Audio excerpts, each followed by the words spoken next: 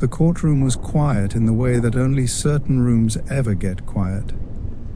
Not the comfortable silence of an empty church on a Tuesday afternoon, and not the still air of a library where nothing urgent has ever happened. This was a different kind of quiet entirely. It was the silence of held breath. The silence of people who had been waiting so long for a single moment that when it finally arrived, their lungs simply forgot what they were supposed to do. It was April 8th, 2026, and in a Suffolk County courtroom on Long Island, New York, a 62-year-old man in a business suit was about to say the words that 8 families had been aching to hear for years, some of them for over 3 decades. 8 families who had sat in rooms exactly like this one before, and walked away with nothing resolved, nothing closed, nothing that felt like the ending a life cut short deserves. His name was Rex Heuermann, and he was about to confess to 8 murders. Before you form an image in your mind of what kind of man does that, let me stop you right there, because whatever image just assembled itself behind your eyes, it is almost certainly wrong. Rex Heuermann did not look like the monsters that populate your nightmares or your streaming queue. He did not have wild eyes. He was not trembling. He was not rocking back and forth or staring at the floor or doing any of the things that popular culture has trained us to expect from people who have done what he did. He was calm. He was composed. He was wearing the kind of suit that a successful professional wears to a business meeting, and that single quiet detail is the most terrifying thing about this entire story, because Rex Heuermann had spent 62 years being exactly that, a successful professional, an architect, a family man, a neighbor, a husband, a father. The families of his victims sat in the gallery and held each other. Some of them gripped their hands so tightly their knuckles had gone pale. Some of them stared straight ahead with the focused stillness that comes not from calm but from years of practice, years of attending hearings and sitting in rooms like this one and walking away empty. But today was different. They could feel that it was different before a single word was spoken. The air in the room had a quality to it that all of them would later struggle to describe accurately, a kind of pressure, a density, the atmospheric weight of something enormous that had been suspended for a very long time and was finally at this moment about to come down. 7 counts of murder. That was the formal plea. 7 separate admissions, laid out in the procedural language of a legal system that strips humanity from everything it touches and replaces it with counts and charges and statutes. 7 women, each reduced to a case number in the formal record, though not in the minds of the people watching. And then, almost as an extension of those 7, he admitted to an 8th. A woman named Karen Vergata, for whom no formal charge would be filed as part of the agreement, but whose name he spoke aloud in that room, before those cameras and those witnesses and those grieving families, so that she too would finally be accounted for. 3 consecutive life sentences. No possibility of parole. Sentencing scheduled for June 17th, 2026. This is the part where most people expect the monster to look the part. They expect to see something in the face, some tremor of visible guilt, some physical evidence of the thing that lived behind the professional smile and the business suit for over 30 years. What they got instead was a man who remained composed throughout the entire proceeding, who answered the questions put to him with the measured precision of someone who had decided, finally, that the performance was over and there was no longer any point in maintaining it. The performance had served its purpose. It had bought him 3 decades of freedom, and now it was done. What you are about to hear is not simply the story of a killer being caught. It is the story of how a man architects a life designed to hide a monster, and how that architecture holds for so long that the world stops looking for what is underneath it. It is the story of the women he took, whose names deserve to be spoken in full, and whose lives deserve to be understood as more than footnotes to his crimes. It is the story of the investigators who refused to let the case go cold, and the extraordinary, almost mundane chain of evidence that finally broke through 3 decades of concealment. And it is the story of what this case teaches us about the nature of evil, when evil wears the most ordinary face imaginable. If you are here for the first time, welcome to the Bedtime Black Files. This is where we go all the way in. Hit that subscribe button right now and turn your notifications on, because every week this channel goes deep into the real stories that matter. If you have been here before, you already know what we do. We do not stop at the surface. We do not give you the headline and move on. Like this video before we go any further, share it with someone who needs to hear this story tonight, and drop a comment below with this one question. Did you ever believe, before the arrest, that a man like Rex Heuermann could exist in a neighborhood like the one where he lived? Let me know what you think, because by the time this story reaches its end, I believe your answer will mean something entirely different than it does right now. We go back to the beginning, not to the crimes, not yet, and not to the investigation. To the real beginning, a quiet suburb on the south shore of Long Island, a boy growing up in the shadow of a dead father and a controlling mother, and the slow, invisible assembly of the most dangerous kind of man the world produces, the kind nobody ever suspects. Massapequa Park sits on the south shore of Long Island, with the kind of quiet, settled ordinariness that makes it the last place you would expect a story like this one to begin. Neat residential streets lined with modest homes. Yards where children played in the summer without anyone feeling the need to watch too closely. The kind of community where people recognize each other by face, if not always by name, and where the baseline assumption is safety, not in a naive way, but in the deeply habitual way of a place where nothing has ever happened to disturb the surface. It is the kind of American suburb that exists in the collective imagination as the visual opposite of danger, the background you place behind a family photograph when you want to communicate without words that everything is fine. Rex Andrew Heuermann was born there on September 13, 1963. His father was Theodore Heuermann, a World War II veteran and former Air Force lieutenant, a man shaped by a generation that did not discuss what they had survived or what it had cost them. A man who came home from a war and built a life in the suburbs the way his generation built everything, quietly, practically, without much attention to the interior architecture of the people doing the building. His mother was Dolores Heuermann, and the word that surfaces most consistently in accounts from people who knew the family as controlling. Not loudly so, not in a way that made the neighborhood talk or the relatives intervene.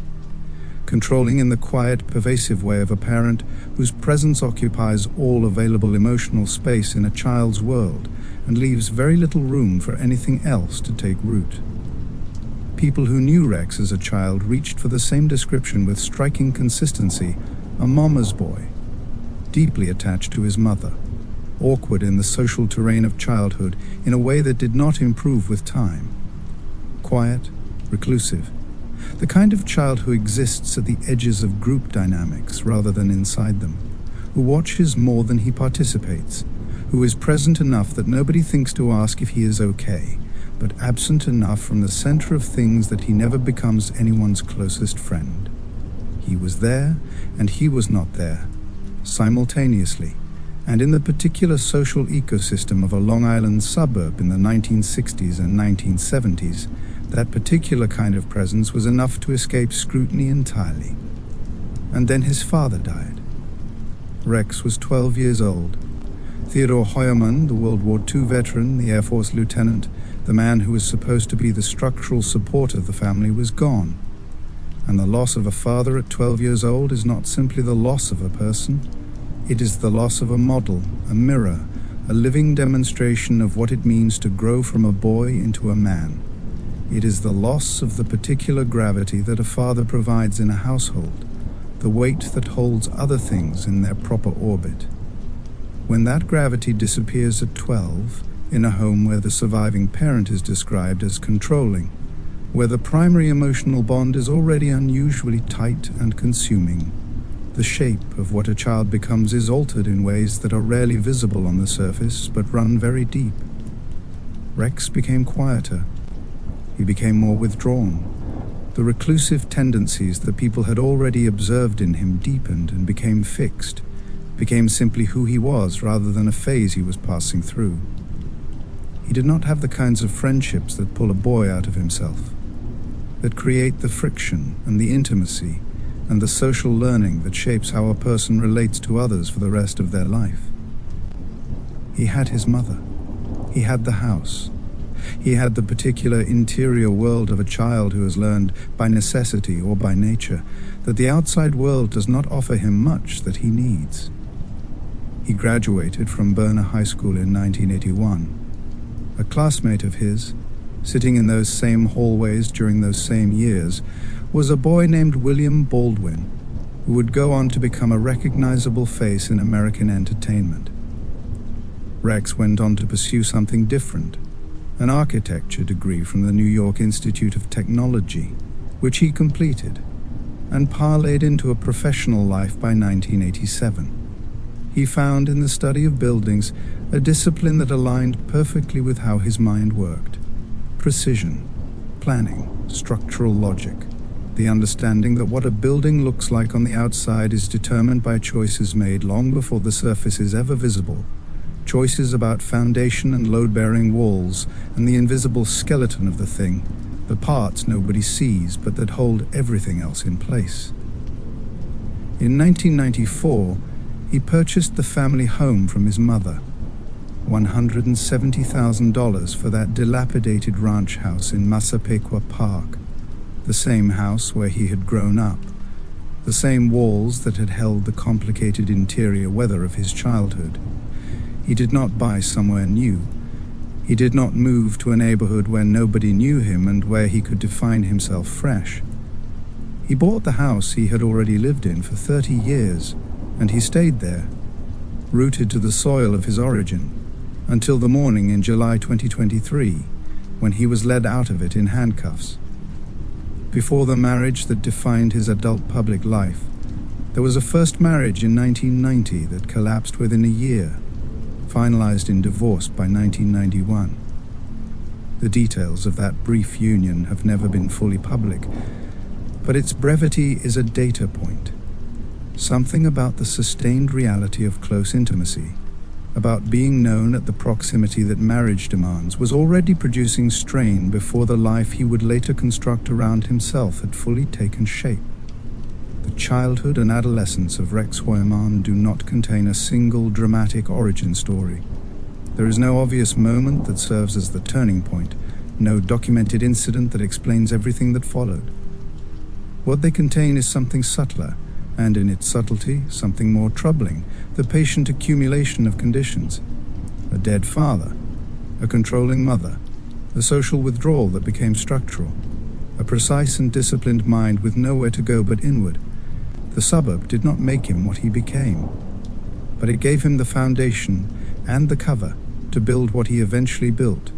The Manhattan architectural consulting firm that Rex Heuermann ran was, by every professional measure, legitimate.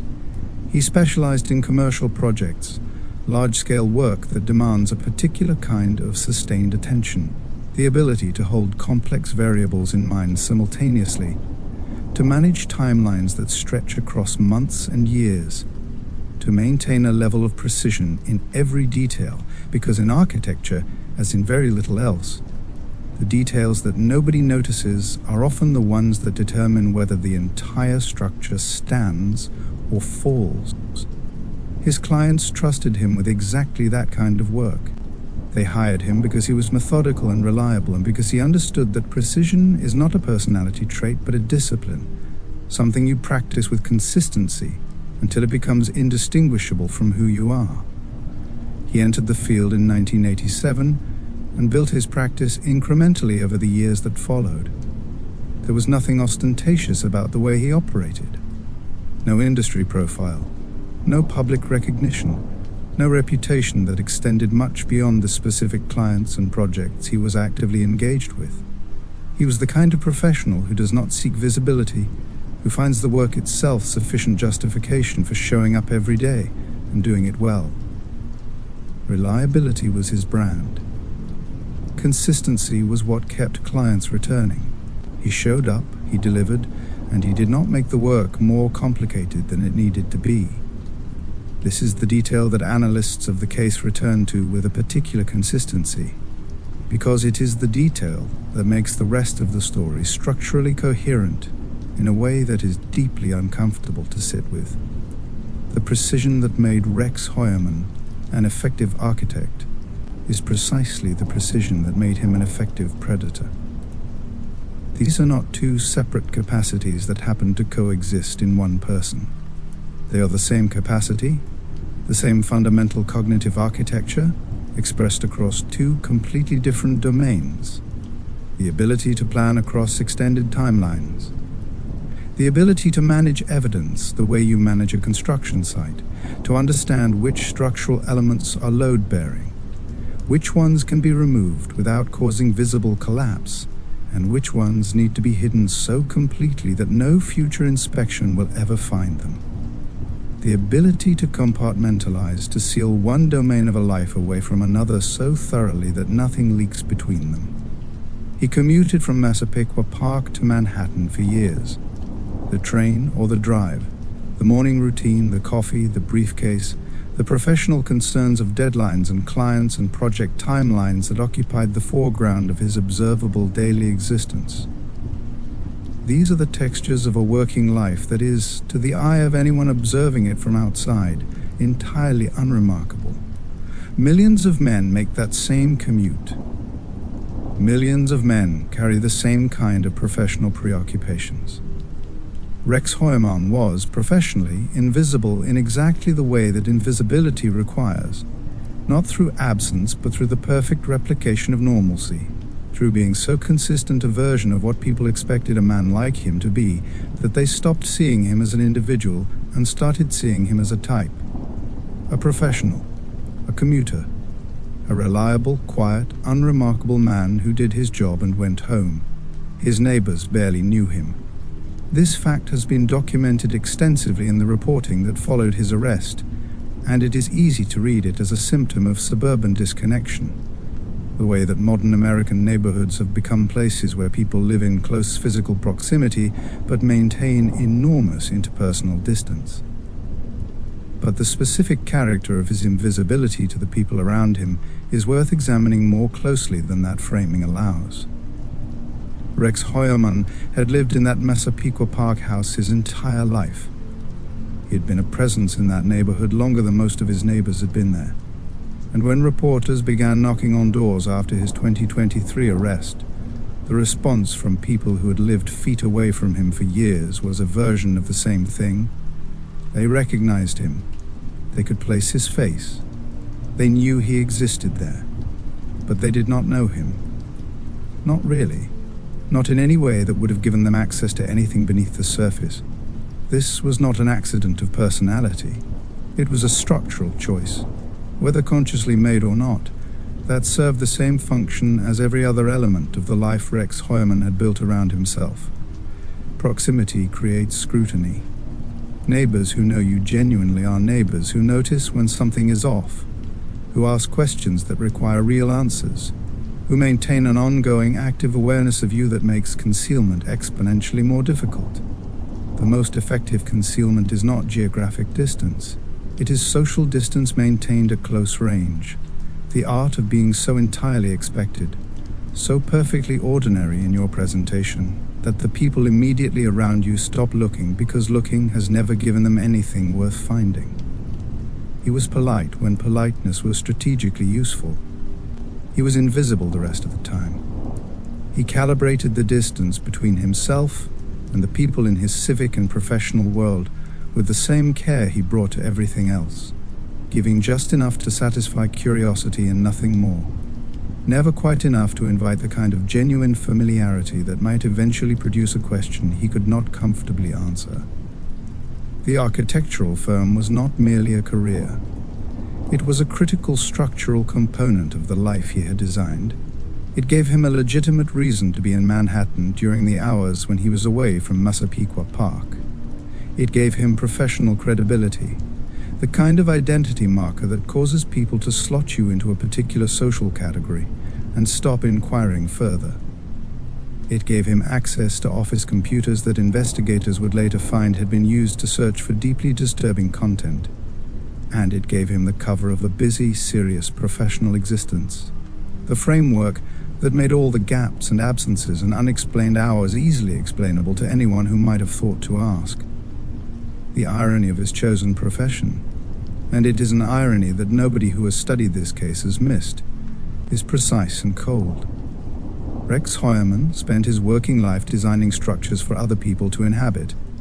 The most elaborate structure he ever built was himself, a carefully engineered exterior, constructed to specification, maintained with professional discipline, and designed above all else to bear the weight of what he was hiding underneath it. For 30 years that structure held. For 30 years the foundation did not crack, the load-bearing walls did not buckle, and the thing beneath the surface remained invisible to everyone who looked at him. Rex Heuermann met Asa Ellerup and married her in April 1996. She was young, and by her own account she fell madly in love. There is every reason to believe her. Whatever Rex Heuermann kept sealed away from the rest of his life, the version of himself he brought to the beginning of that relationship was evidently convincing enough to produce genuine feeling in a person who experienced it directly. He presented as stable.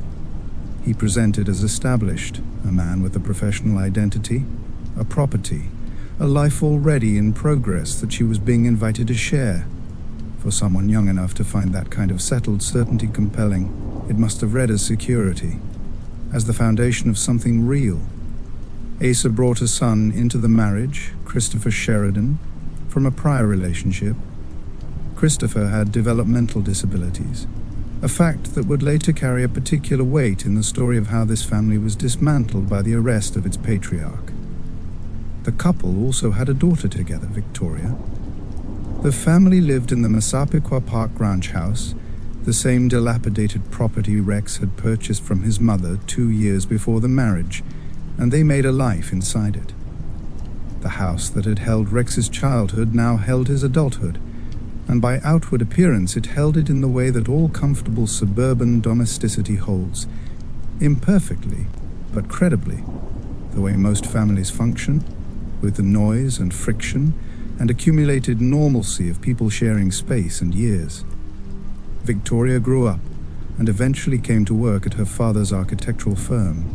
She saw him not just as a father, but as a colleague, a professional presence she shared a workspace with, a person she knew in both the domestic and the professional register.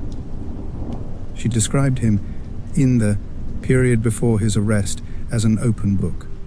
This is one of the most quietly devastating pieces of testimony in the entire case, because it was almost certainly true. Within the domain, Rex had allowed her to know him.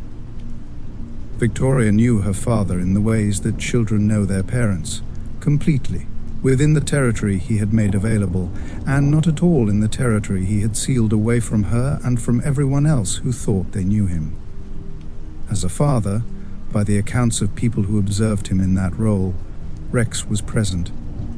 He was protective, particularly in the way that fathers of daughters perform protectiveness, in a manner legible and expected and socially affirmed by the community around him. He owned guns, and this was known to clients and acquaintances without raising concern, because it existed entirely within the unremarkable context of hunting, a hobby millions of men share, and that carries none of the social alarm bells that might have prompted a closer look. He showed up to the events that fathers are expected to show up to. He maintained the surface of domestic participation with the same disciplined consistency he brought to his professional life, because the family, like the firm, was a structural element of the identity he had constructed. It made him readable. It made him socially legible, the kind of person who fits a recognized template so cleanly that the people around him stop feeling the need to look past the template and see what is actually there. Asa fell in love and stayed in love for years, without any access to what was living alongside that love in the same house. Victoria grew up trusting a father who gave her every reason to trust him, at the level at which she was permitted to know him.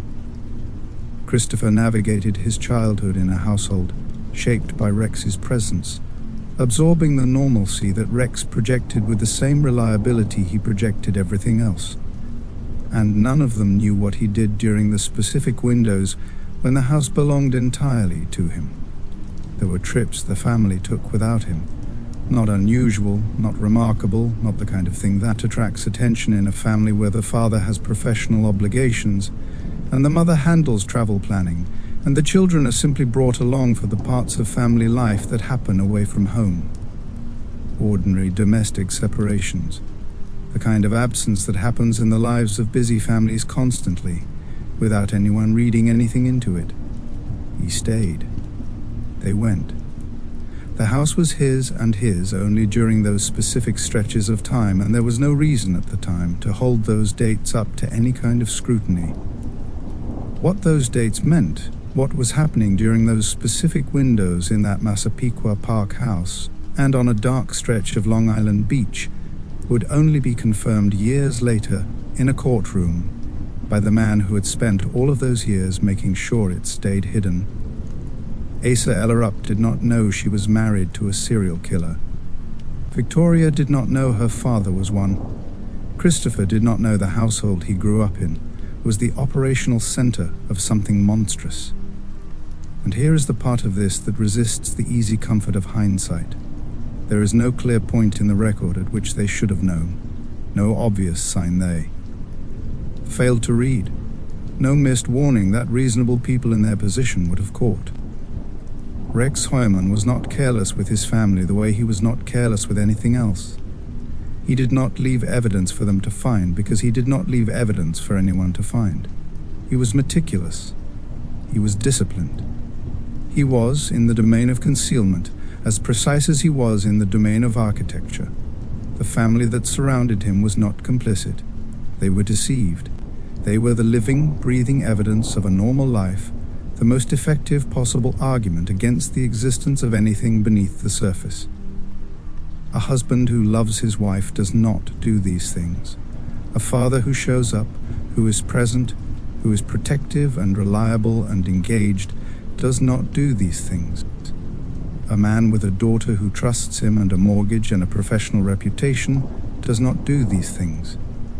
This was the logic that the life Rex Heuermann constructed was designed to produce in the minds of anyone who looked at him. For 30 years it held. For 30 years the architecture of the ordinary contained the architecture of the unspeakable. And in that Massapequa Park ranch house, in the quiet of the South Shore suburb that had always looked like exactly what it appeared to be, neither of those two realities ever touched the other. Hold on. Before this story moves to the women whose lives Rex Heuermann ended, before it moves into the investigation and the arrest and the courtroom, there is something that needs to be said directly and said clearly, because it is the thing that this case puts on the table in a way that is genuinely difficult to look at without flinching. 30 years. That is how long Rex Heuermann operated without being caught. 30 years during which he held a job, paid a mortgage, raised children, attended professional meetings, made small talk with clients, and rode the train back to Massapequa Park every evening like a man who had nothing on his conscience. 30 years during which families waited for answers that did not come. 30 years during which investigators worked cases that advanced and stalled and advanced again. 30 years during which the man responsible went home, made dinner, and went to bed. How does that happen? The instinct, when confronted with a number like 30 years, is to search for a single point of failure, a specific investigative mistake, a specific person who should have seen something and did not, a specific moment at which the truth was available and was somehow missed. This instinct is understandable because it places the 30 years inside a manageable frame. It makes them the consequence of an error that could, theoretically, be corrected, a failure that belongs to a specific system or a specific individual rather than to something deeper and more pervasive. But the 30 years of Rex Heuermann are not primarily a story about investigative failure.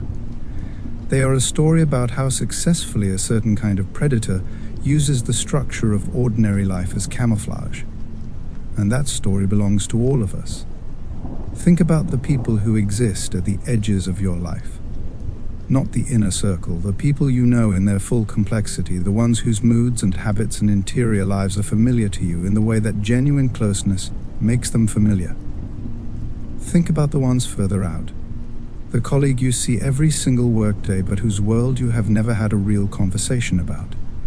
The neighbor whose car you recognize in the driveway but whose inner landscape you have never once considered. The person who appears in every interaction you have ever had with them is entirely normal, entirely unremarkable, entirely consistent with what a person in their position is supposed to look and sound like. Has something ever felt quietly wrong about someone in your life, and you dismissed it because the surface presentation was fine? Has a person gone missing from your community, and you accepted the initial explanation because the truth felt too dark to reach for? Has someone you thought you knew well done something that required you to go back and reconstruct your understanding of them entirely, and in that reconstruction, realize how little you had actually seen? These questions are not rhetorical. They are the direct output of a case that spent 30 years being misread by everyone in proximity to it, not because those people were foolish or negligent, but because Rex Heuermann understood something that most of us never fully reckon with. The performance of normalcy is the most effective concealment ever devised. Not darkness, not hiding, not absence. Presence, consistent, reliable, entirely expected presence. He was always there. He was always exactly what people expected him to be. And that expectation, once established and consistently met, becomes a lens through which everything you observe about a person is filtered. The lens says, "This is a normal man." And when the lens says that, everything that passes through it gets reader's confirmation. Quiet becomes private. Isolated becomes introverted. Missing becomes working late. A 30-year career of concealment becomes, viewed through the lens of established normalcy, nothing more than a man living his life. This is not a flaw unique to the people who knew Rex Heuermann. This is a fundamental feature of how human social cognition works. We look for patterns. We establish categories. And once a person is filed under a category, it takes an extraordinary amount of contrary evidence to reopen the file. The architecture of normal life, when constructed with sufficient precision and maintained with sufficient consistency, is essentially impenetrable from the outside. Rex Heuermann did not just understand this, he built his entire existence around it. He leveraged it deliberately and continuously for 3 decades. The women he killed were not random in their selection. They were chosen with the same deliberateness that characterized everything else Rex Heuermann did. The timing of the crimes was not accidental. It was engineered around specific windows of opportunity, windows created by the domestic structure of his own life, windows he created and maintained and exploited.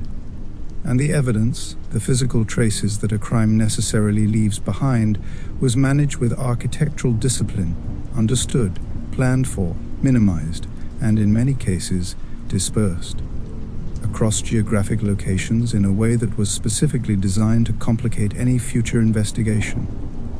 The blueprint of evil in the case of Rex Heuermann is not a blueprint of darkness. It is a blueprint of light, the appearance of light, the careful, sustained projection of everything a person is supposed to look like when they have nothing to hide. That is the blueprint. That is the structure. And now that you can see it clearly, now that you understand what was underneath the suburb and the suit and the family photographs and the professional reputation, it is time to turn the camera to the other side of this story. Because for every element of concealment in this story, there is a woman whose life it concealed the end of. And those women are the reason we are here tonight. Their names deserve to be spoken. Their lives deserve to be understood as the full, irreplaceable human existences they were, and not merely as the circumstances of their deaths.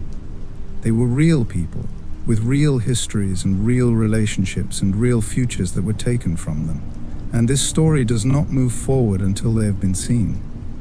Hello, my friends. Welcome back to Bedtime Black Files, where life's most powerful lessons are revealed through unforgettable true crime events from around the world. If you're stepping into our community for the first time, I'm truly glad you're here.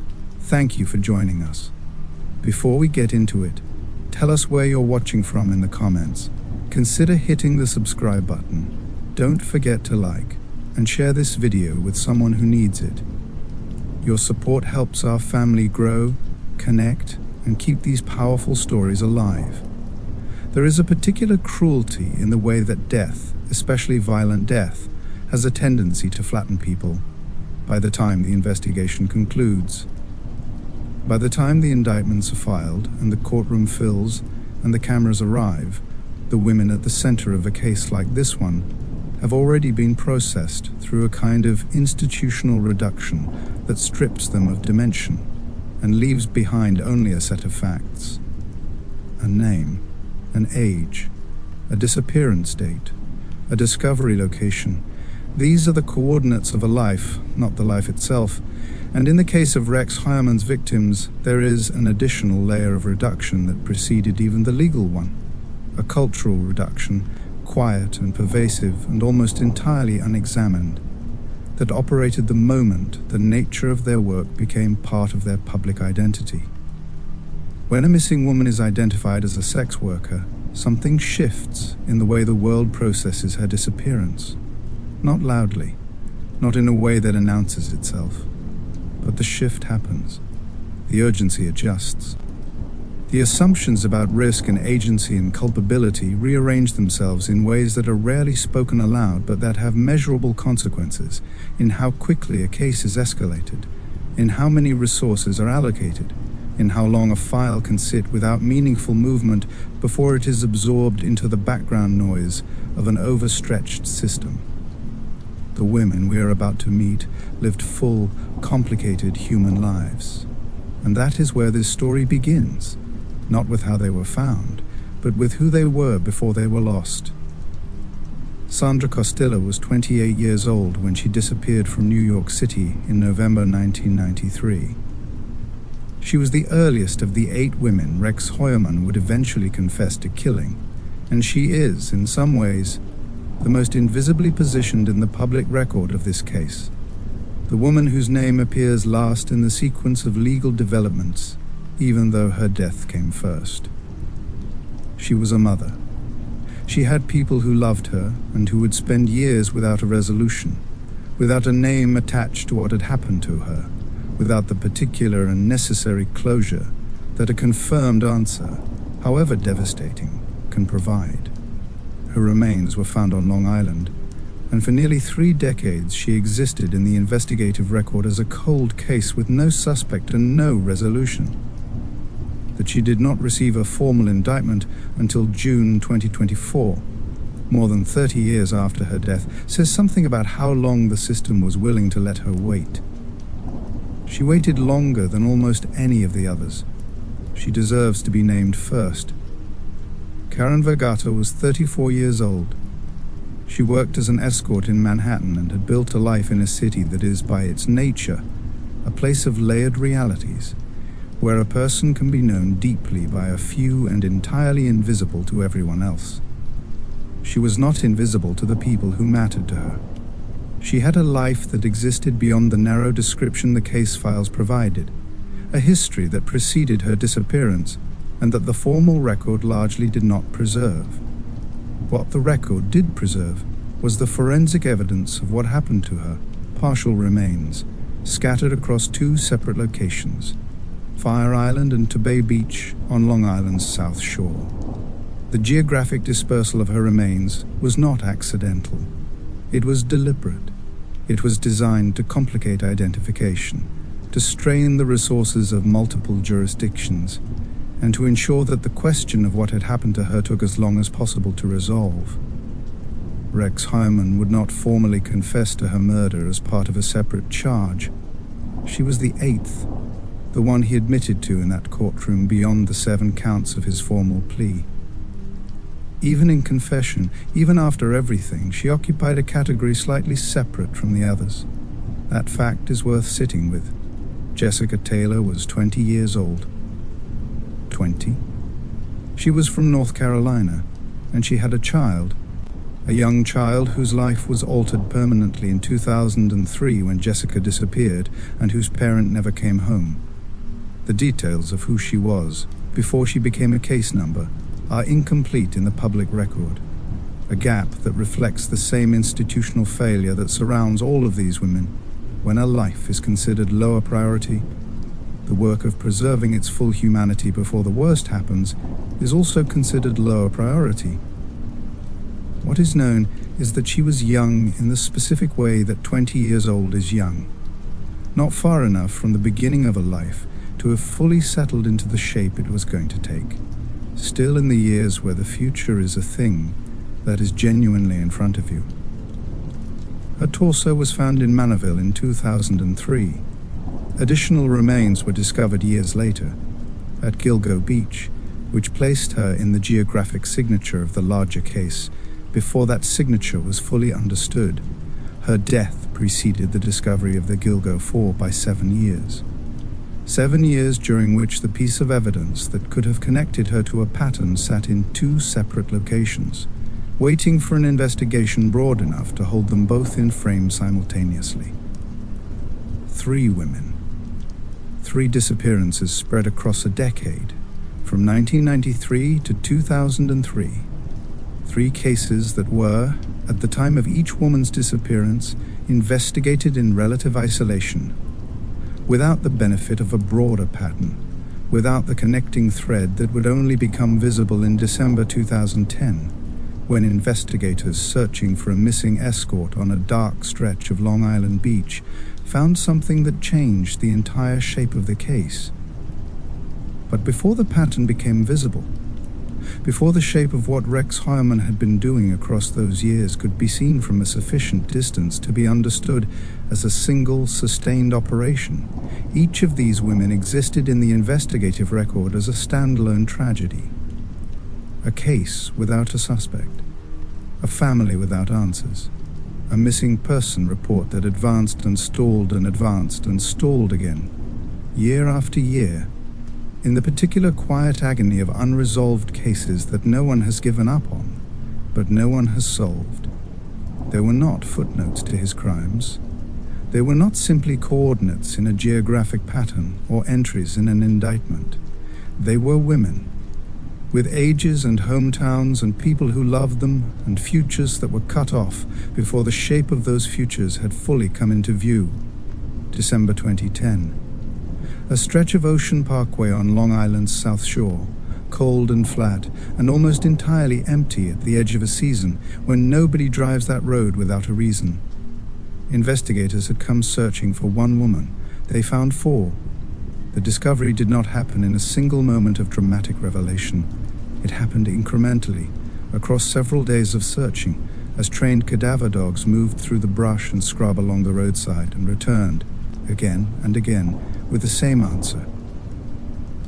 The remains of 4 women, wrapped in burlap, positioned within less than a mile of each other along the same stretch of parkway. Not 4 accidents. Not 4 isolated, unrelated tragedies that happened to share geography. 4 deliberate disposals, executed with the same methodology, in the same location by the same hand. The pattern was not subtle. It was, once seen from the right distance, unmistakable. And the 4 names attached to that pattern were Maureen Brainerd Barnes, Melissa Barthélemy, Megan Waterman, Amber Lynn Costello. Maureen Brainerd Barnes was 25 years old and from Norwich, Connecticut, a small city in the eastern part of the state. The kind of place where people know each other well enough that an absence registers quickly in the lives of the people left behind. She had children. She had a family that noticed immediately when contact stopped. In the summer of 2007, she placed an advertisement on Craigslist, the same platform that, in the mid to late 2000s, had become the primary digital infrastructure of a profession that law enforcement and society at large had already decided was not worth protecting with full urgency. The ad was how Rex Heuermann found her, or rather, how he arranged for her to find him. presenting himself as a client, using the tools of anonymous digital contact that the internet had made available, and that made the distance between predator and prey feel, to the prey, like nothing more than a professional transaction. After that contact, Maureen Brainerd Barnes was never heard from again. Her family spent years without an answer. Her children grew older without their mother. And then, in December 2010, investigators found her remains in the brush along Ocean Parkway, wrapped in burlap, 3.5 years after she vanished. Melissa Barthélemy was 24 years old and from the Bronx. She had a younger sister named Amanda, and what happened to Amanda in the weeks after Melissa disappeared is one of the most disturbing details in the entire case, not because of what it reveals about the violence, but because of what it reveals about the psychology of the man responsible for it. After Melissa disappeared, her sister began receiving phone calls from Melissa's own cell phone number. The voice on the other end was not Melissa's. It was a man. And the man was not calling to negotiate or to demand anything. He was calling to taunt. He told Amanda things about what had happened to her sister. He described the details. He called multiple times, from multiple locations around New York City, using Melissa's phone as the instrument of his cruelty and moving through public spaces in a way that was specifically designed to make the calls untraceable. He was not frightened of being caught. He was enjoying the contact. He was extending, through those calls, the sense of control that the act itself had given him, reaching back into the lives of the people left behind and reminding them, without saying it plainly, that he was still there and they could not find him. Those calls were eventually traced to cell towers in Midtown Manhattan. In the vicinity, investigators would later determine the architectural consulting firm where Rex Heuermann worked every day. Megan Waterman was 22 years old and from Maine. Her path to Long Island and to the brush along Ocean Parkway ran through a network of exploitation and coercion that is important to name plainly.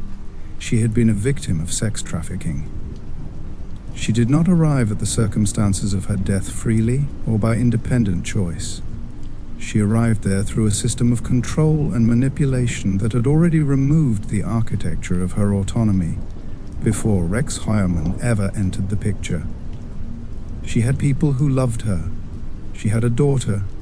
She had a life that, in a different set of circumstances, had every reason to continue. She disappeared in June 2010, 6 months before her remains were found along Ocean Parkway. 6 months during which her family searched and called and waited for news that did not come in any form they could use or hold or act on. She was 22 years old. Amber Lynn Costello was 27 years old and from West Babylon, which is not far from Massapequa Park, a fact that carries a particular geographic weight once you understand where Rex Heuermann spent his entire life. She disappeared in September 2010, 3 months before her remains were found. And her case contains one detail that stands apart from the others in what it eventually contributed to the investigation: a witness. Someone who had been present in the vicinity around the time Amber was last seen recalled, and later reported, the presence of a large, dark-colored pickup truck. A Chevrolet Avalanche. Green. That description was noted at the time. It was entered into the record, and it would sit there for more than a decade, waiting for an investigation that had finally accumulated enough surrounding evidence to understand what it meant and where it pointed. 4 women. 4 lives, with the full weight and dimension that the word life carries. Not 4 cases, not 4 entries in a database, not 4 set of remains in a cold December landscape, but 4 human beings who had families and histories, and people who would carry the specific gravity of their absence for years and years and years. And the fact of their discovery together, the fact that the search for one missing woman accidentally revealed 4, was the first moment in this entire story at which the shape of what Rex Heuermann had been doing became large enough to force itself into view. Individual disappearances could be treated individually. Individual cases could be investigated in relative isolation, moving slowly through overstretched systems without generating the kind of institutional urgency that a serial pattern demands. But 4 women, 4 sets of remains, 1 mile of road, 1 method, 1 material wrapped around each of them, that was no longer a series of isolated cases. That was a pattern. And a pattern, once recognized, cannot be unseen. There is a specific kind of intelligence that investigators encounter in serial cases that separates the most difficult cases from the rest. It is not the intelligence of passion or impulse. It is not the intelligence of someone who acts from rage or desperation and then scrambles to contain the consequences. It is the intelligence of anticipation, the ability to think about the aftermath of a crime before the crime itself occurs, to model in advance what an investigation will look for, and to engineer the evidence accordingly. Valerie Mack was a 25-year-old escort from Philadelphia who disappeared around the year 2000. She had a life in that city, a network of people who knew her, and a history that preceded her disappearance in the same way that all of these women had histories that preceded the moment Rex Heuermann decided to end them. She was a daughter. She was known. And she disappeared quietly, the way that people disappear when the systems designed to notice them have already decided that they occupy a lower tier of urgency. For years, her disappearance did not generate the kind of sustained investigative attention that might have connected her to a broader pattern. The pattern, at the time of her death, had not yet become visible to anyone looking from the outside. What it had become was structured, deliberately, calculatedly, architecturally structured. Valerie Mack's remains were not found in one location. They were found in 2. The first discovery came in 2000, in Manorville, a hamlet in the eastern portion of Suffolk County, when partial remains were recovered and logged without an identification that could be confirmed at the time. The second discovery came a decade later, in 2011, when additional remains were found at Cedar Beach, located near the same stretch of Barrier Island where the Gilgo 4 had been discovered months earlier. The 2 locations are not adjacent. They are separated by a significant stretch of Long Island geography, enough distance that evidence recovered in one place does not automatically prompt a cross-reference with evidence recovered in the other, particularly when the first set of remains had sat in the system for a decade without a confirmed identity attached to it. That distance was not accidental. To understand what the geographic separation of Valerie Mack's remains represents, it helps to understand how forensic investigations of this kind actually function at the jurisdictional level. When human remains are found, the investigation into those remains belongs to the law enforcement agency with jurisdiction over the location where they were discovered. Manorville and the Barrier Island area around Cedar Beach fall under different investigative territories, different chains of command, different databases, and different case management systems. Evidence recovered in one location does not automatically flow into the investigative record of the other.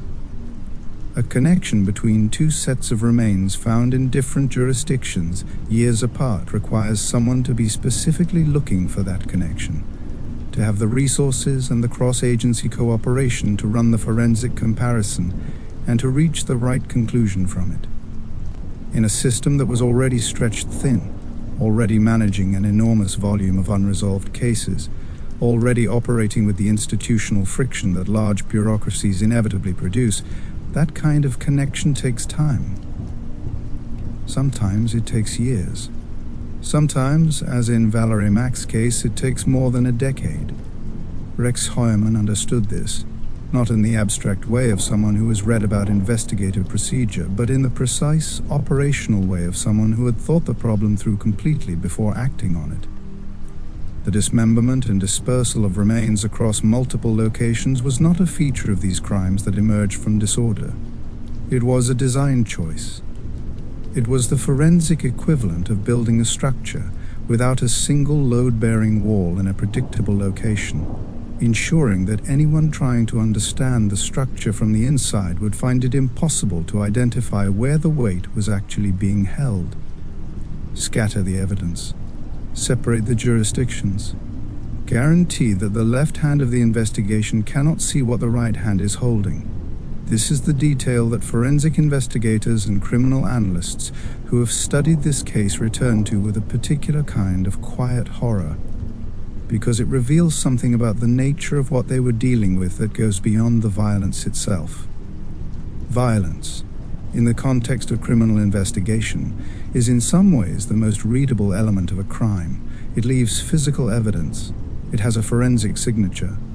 It can be analyzed, documented, and connected to a specific individual through the tools that modern forensic science makes available. What is significantly harder to investigate is the evidence that has been intentionally misplaced, the physical reality of a crime that has been deliberately restructured to resist the logic that investigators are trained to apply to it. Valerie Mack's remains, separated across 2 locations and 2 decades, represent the clearest single illustration in the Heuermann case of what it means when a predator applies systematic, anticipatory intelligence to the problem of concealment. The killings are one element of what he did. The architectural management of their aftermath is another element entirely, and in some ways the more revealing one, because the killing itself, as horrifying as it is, requires only will and opportunity. What happened afterward required planning, forethought, a deliberate and sustained engagement with the question of how an investigation works and how to build a crime scene that defeats it. The same mind that understood how to make a building unreadable to an untrained eye understood how to make a crime scene unreadable to an investigative one. The same discipline that produced meticulous commercial architectural work produced meticulous forensic misdirection. These were not 2 separate capacities accidentally sharing one person. They were the same capacity, expressed without restraint in a domain where the only limit Rex Heuermann had chosen to recognize was the practical one. What can I do and still walk away from it intact? Valerie Mack deserved better than the decade it took to confirm her identity. She deserved better than a case file that sat without resolution, while the man responsible went to work every morning and came home every evening to a house in Massapequa Park.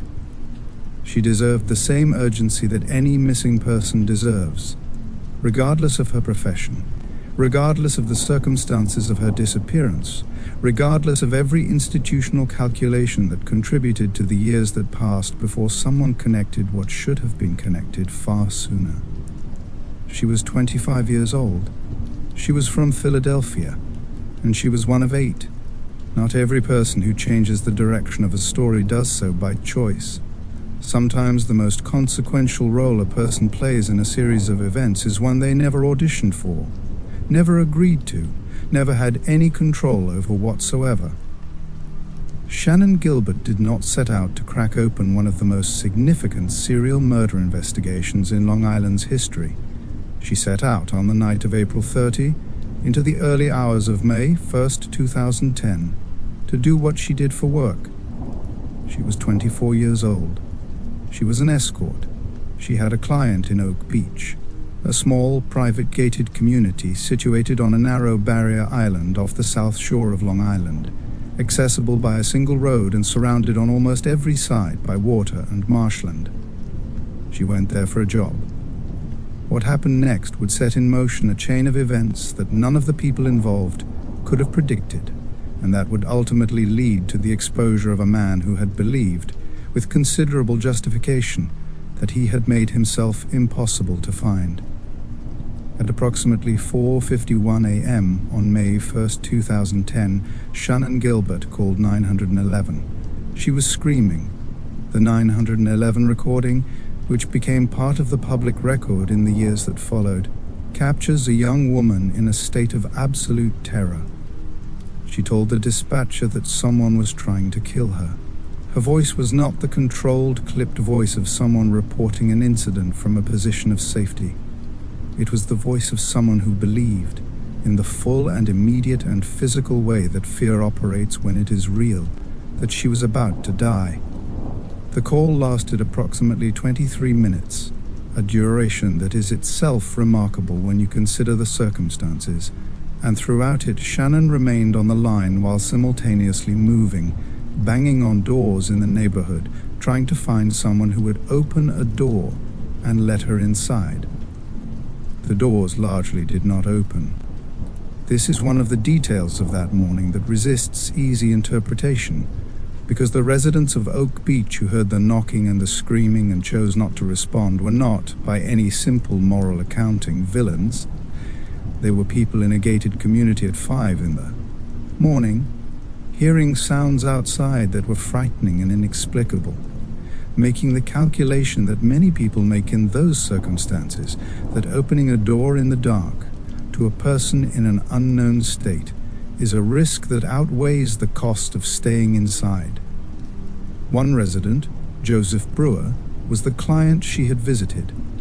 Another resident, a physician named Peter Hackett, would later claim to have spoken with her, and even in an account that was disputed, and then denied, and then partially walked back across multiple retellings, claimed to have called her mother after her disappearance to tell her that Shannan had been a patient at a recovery home he operated. Those phone calls, if they happened, were never fully explained. Hackett's various accounts introduced a layer of confusion into the early investigation that muddied the water for years, without ever fully resolving into a clear picture. What is clear is that Shannan Gilbert ran from Oak Beach into the surrounding marshland sometime in the early hours of May 1st, 2010. She was not seen again. Her disappearance prompted a search. Her manager, who had been waiting in a car outside the gated community during her appointment, and who had watched in a state of growing alarm as the situation deteriorated, reported her missing. The search that followed was, in retrospect, the pivot point of everything. Because the stretch of Barrier Island and Parkway adjacent to Oak Beach is the same stretch of Barrier Island and Parkway that runs along Ocean Parkway, the same road bordered by brush and scrub that Rex Heuermann had been using as a disposal site for years. When law enforcement brought search dogs to that area looking for Shannan Gilbert, they found something they had not been sent there to find. They found the Gilgo Four: Maureen Brainerd Barnes, Melissa Barthélemy, Megan Waterman, Amberlynn Costello, all 4 sets of remains, all discovered in December 2010, all within less than a mile of each other, all a direct consequence of a search that had been launched not because of them, but because of a screaming 24-year-old who had run into the marsh and disappeared. The investigation that Shannan Gilbert's disappearance triggered did not find Shannan Gilbert. It found evidence of a pattern that had been building, undisturbed, for years. It found the physical trace of a man who had been operating in that geography with confidence and consistency, because nothing had yet given him a reason to worry. Shannan's own remains were not found until December 2011, a full year and a half after she disappeared. They were discovered in the marsh near Oak Beach, not far from where she had last been seen.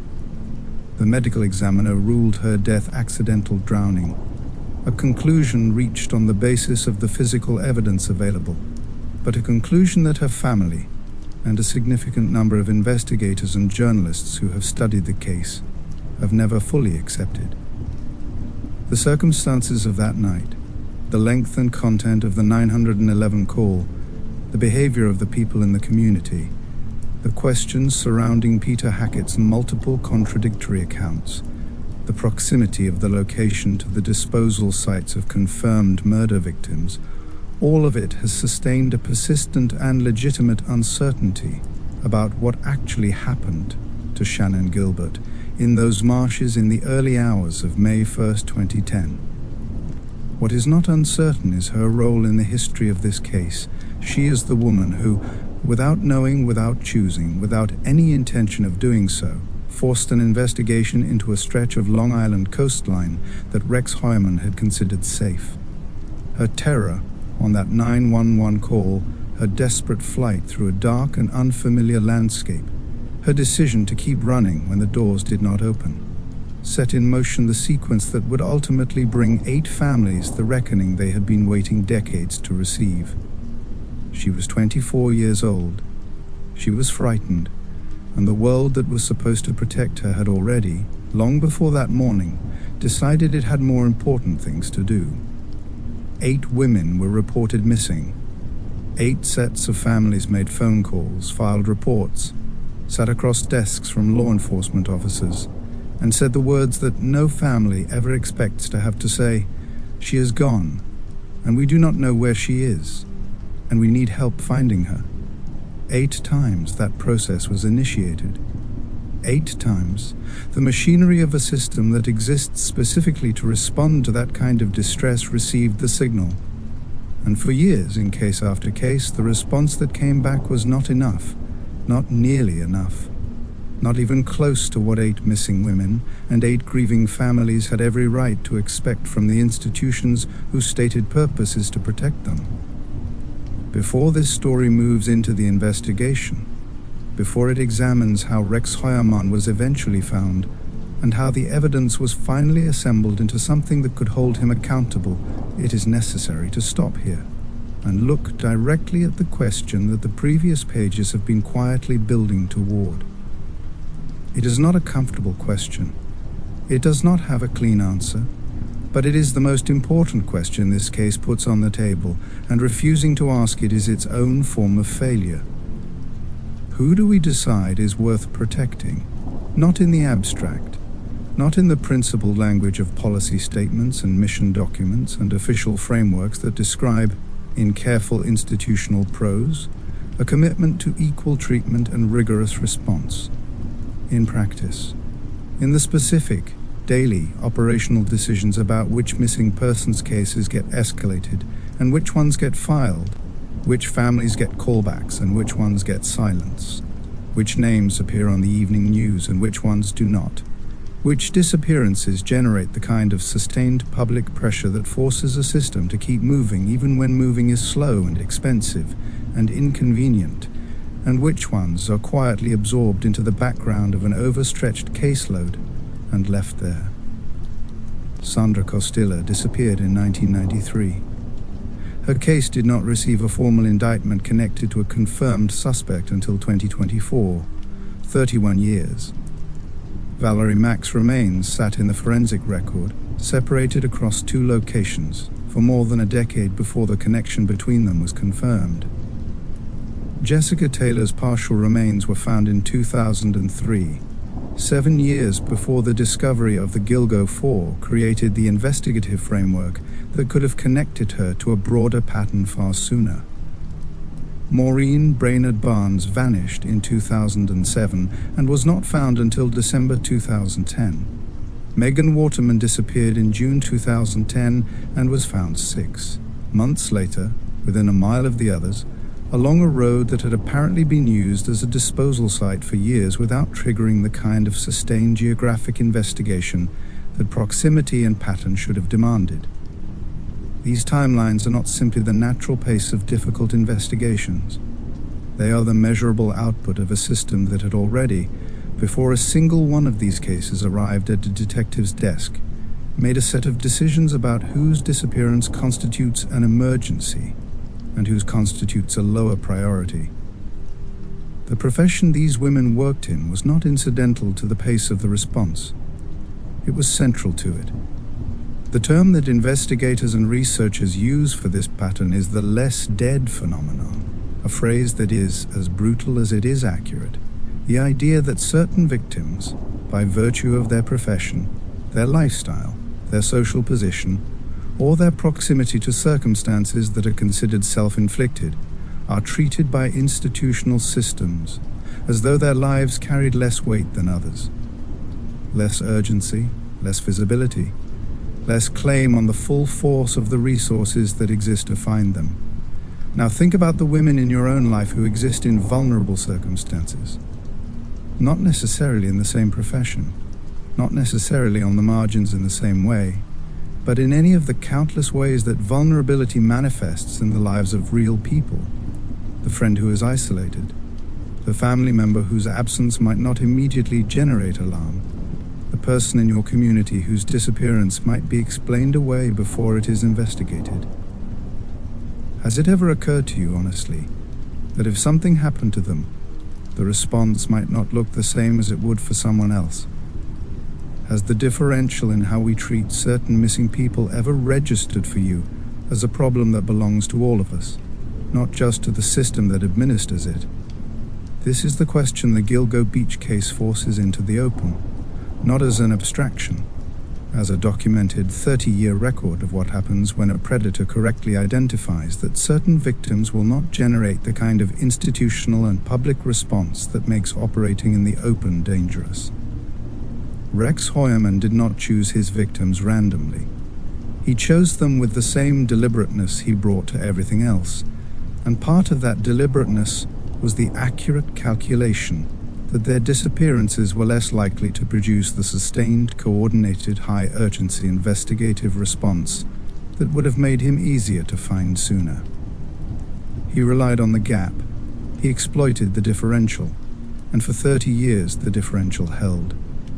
This is the point at which the story asks something of you directly.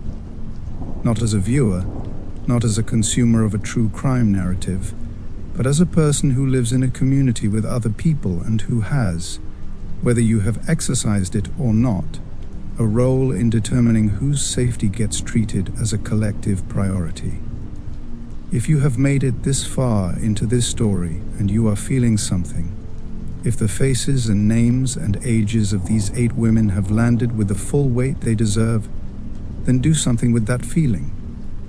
Share this video with someone who needs to understand that the way we respond to missing people is not a neutral administrative fact. It is a moral choice that we make and remake, collectively, every single time. Subscribe to this channel so that the next story reaches you, because these stories do not stop mattering when the case is closed. They matter most in what they demand of us after the verdict. The families of Sandra Costilla, Karen Vergata, Jessica Taylor, Valerie Mack, Maureen Brainerd-Barnes, Melissa Barthélemy, Megan Waterman, and Amber Lynn Costello did not stop. They kept pushing. They kept calling. They kept showing up to hearings and making phone calls and refusing to let the cases disappear the way the system had allowed the women themselves to disappear. Their persistence is part of why we are here tonight. The investigation that finally began to move is where this story goes next. And it is a long, complicated, deeply instructive story about what it takes to find a man who built his entire existence around the certainty that no one would. An investigation is only as strong as the institution conducting it. That statement sounds obvious until you sit with a case like this one, until you trace the specific, documented history of what happened and what failed to happen in the years between the discovery of the Gilgo 4 in December 2010 and the arrest of Rex Heuermann in July 2023. 12.5 years.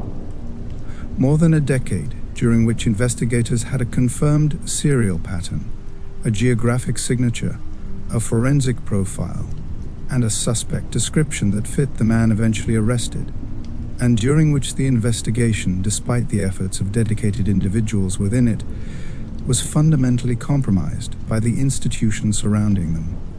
The Suffolk County Police Department was the primary agency with jurisdiction over the Gilgo Beach cases. It was not an agency that, in 2010, was operating from a position of institutional strength. The department had been managing a sustained undercurrent of internal problems for years, problems that were not fully visible to the public at the time, but that had material consequences for the quality and consistency of the investigative work being done. The most significant of those problems had a name: James Burke.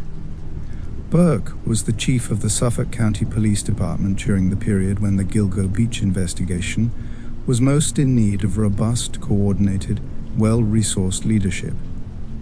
He was also, as would eventually become a matter of public record, a corrupt official whose personal conduct was so deeply compromised that his ability to manage a complex, high-profile investigation was fundamentally impaired from the start.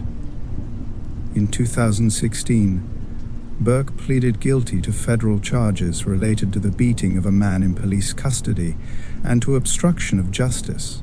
He was sentenced to nearly 4 years in federal prison, but long before those charges were filed, He had already done significant damage to the Gilgo Beach investigation in a specific and well-documented way. He actively blocked the involvement of the FBI. This decision is not a minor administrative footnote.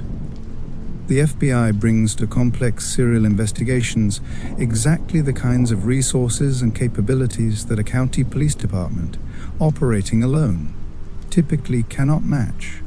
Cross-jurisdictional databases, behavioral analysis units with deep expertise in serial offender profiling, forensic laboratory capacity, and the institutional authority to compel cooperation across agency lines. Burke's resistance to federal involvement was not motivated by a principled belief in local jurisdiction. It was motivated by self-interest. A man with things to hide does not welcome the arrival of federal investigators into his professional environment, regardless of the specific investigation those agents are there to support. The Gilgo Beach victims paid the price for his calculation. Meanwhile, the investigation itself was producing information that, had it been properly resourced and coordinated, might have pointed significantly earlier toward the man who was eventually arrested. In 2011, a criminal behavioral profile was developed and formally circulated. The profile described the likely perpetrator as a white male, somewhere between his 20s and 40s at the time of the killings, living locally on Long Island, familiar with the geography of the South Shore, and with access to burlap, the material that had been used to wrap the remains of the Gilgo Four. It described someone with sufficient organizational capacity to plan crimes across extended timelines, to manage the disposal of evidence, and to maintain a functional public life alongside a sustained pattern of violence. Every element of that profile fit Rex Heuermann with a precision that, viewed from the present, is almost unbearable to contemplate. He was local. He was white. He lived within a short drive of the disposal sites. He had access to the kind of materials the profile identified, and he was, at the time the profile was circulated, commuting daily to a Manhattan office while living in a Massapequa Park ranch house that sat less than 10 miles from the bodies of the women he had killed. The profile did not crack the case. It was generated, filed, and the investigation moved forward without the kind of sustained, systematic application of that profile's parameters that might have narrowed the focus to the right person years earlier. This is not, in fairness, a failure unique to this investigation. Criminal profiles are tools, not answers, and the gap between a behavioral description and a named suspect requires investigative work that profiles alone cannot complete. But in a properly functioning investigative environment, one without the institutional dysfunction that Burke had allowed to accumulate, the profile becomes one anchor point in a coordinated effort that uses it actively and continuously. In Suffolk County in 2011, it became part of a file that was not moving fast enough. There was also the matter of interagency friction, the routine but consequential tension between different law enforcement bodies that shared geographic jurisdiction but not investigative infrastructure.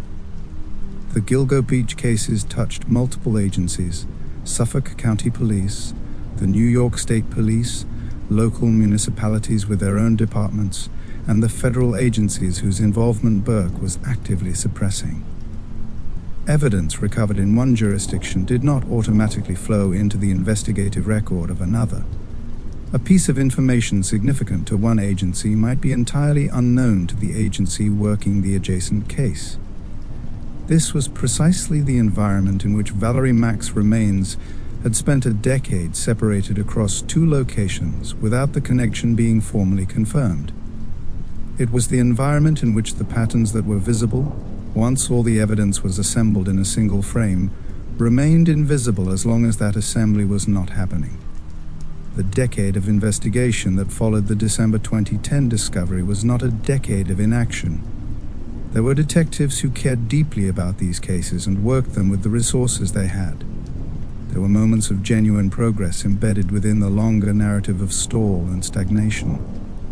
But the structural conditions surrounding those individual efforts, The corruption at the top, the blocked federal involvement, the interagency friction, the institutional prioritization that had already marked these victims as lower urgency, all of it created a ceiling above which the investigation could not consistently rise.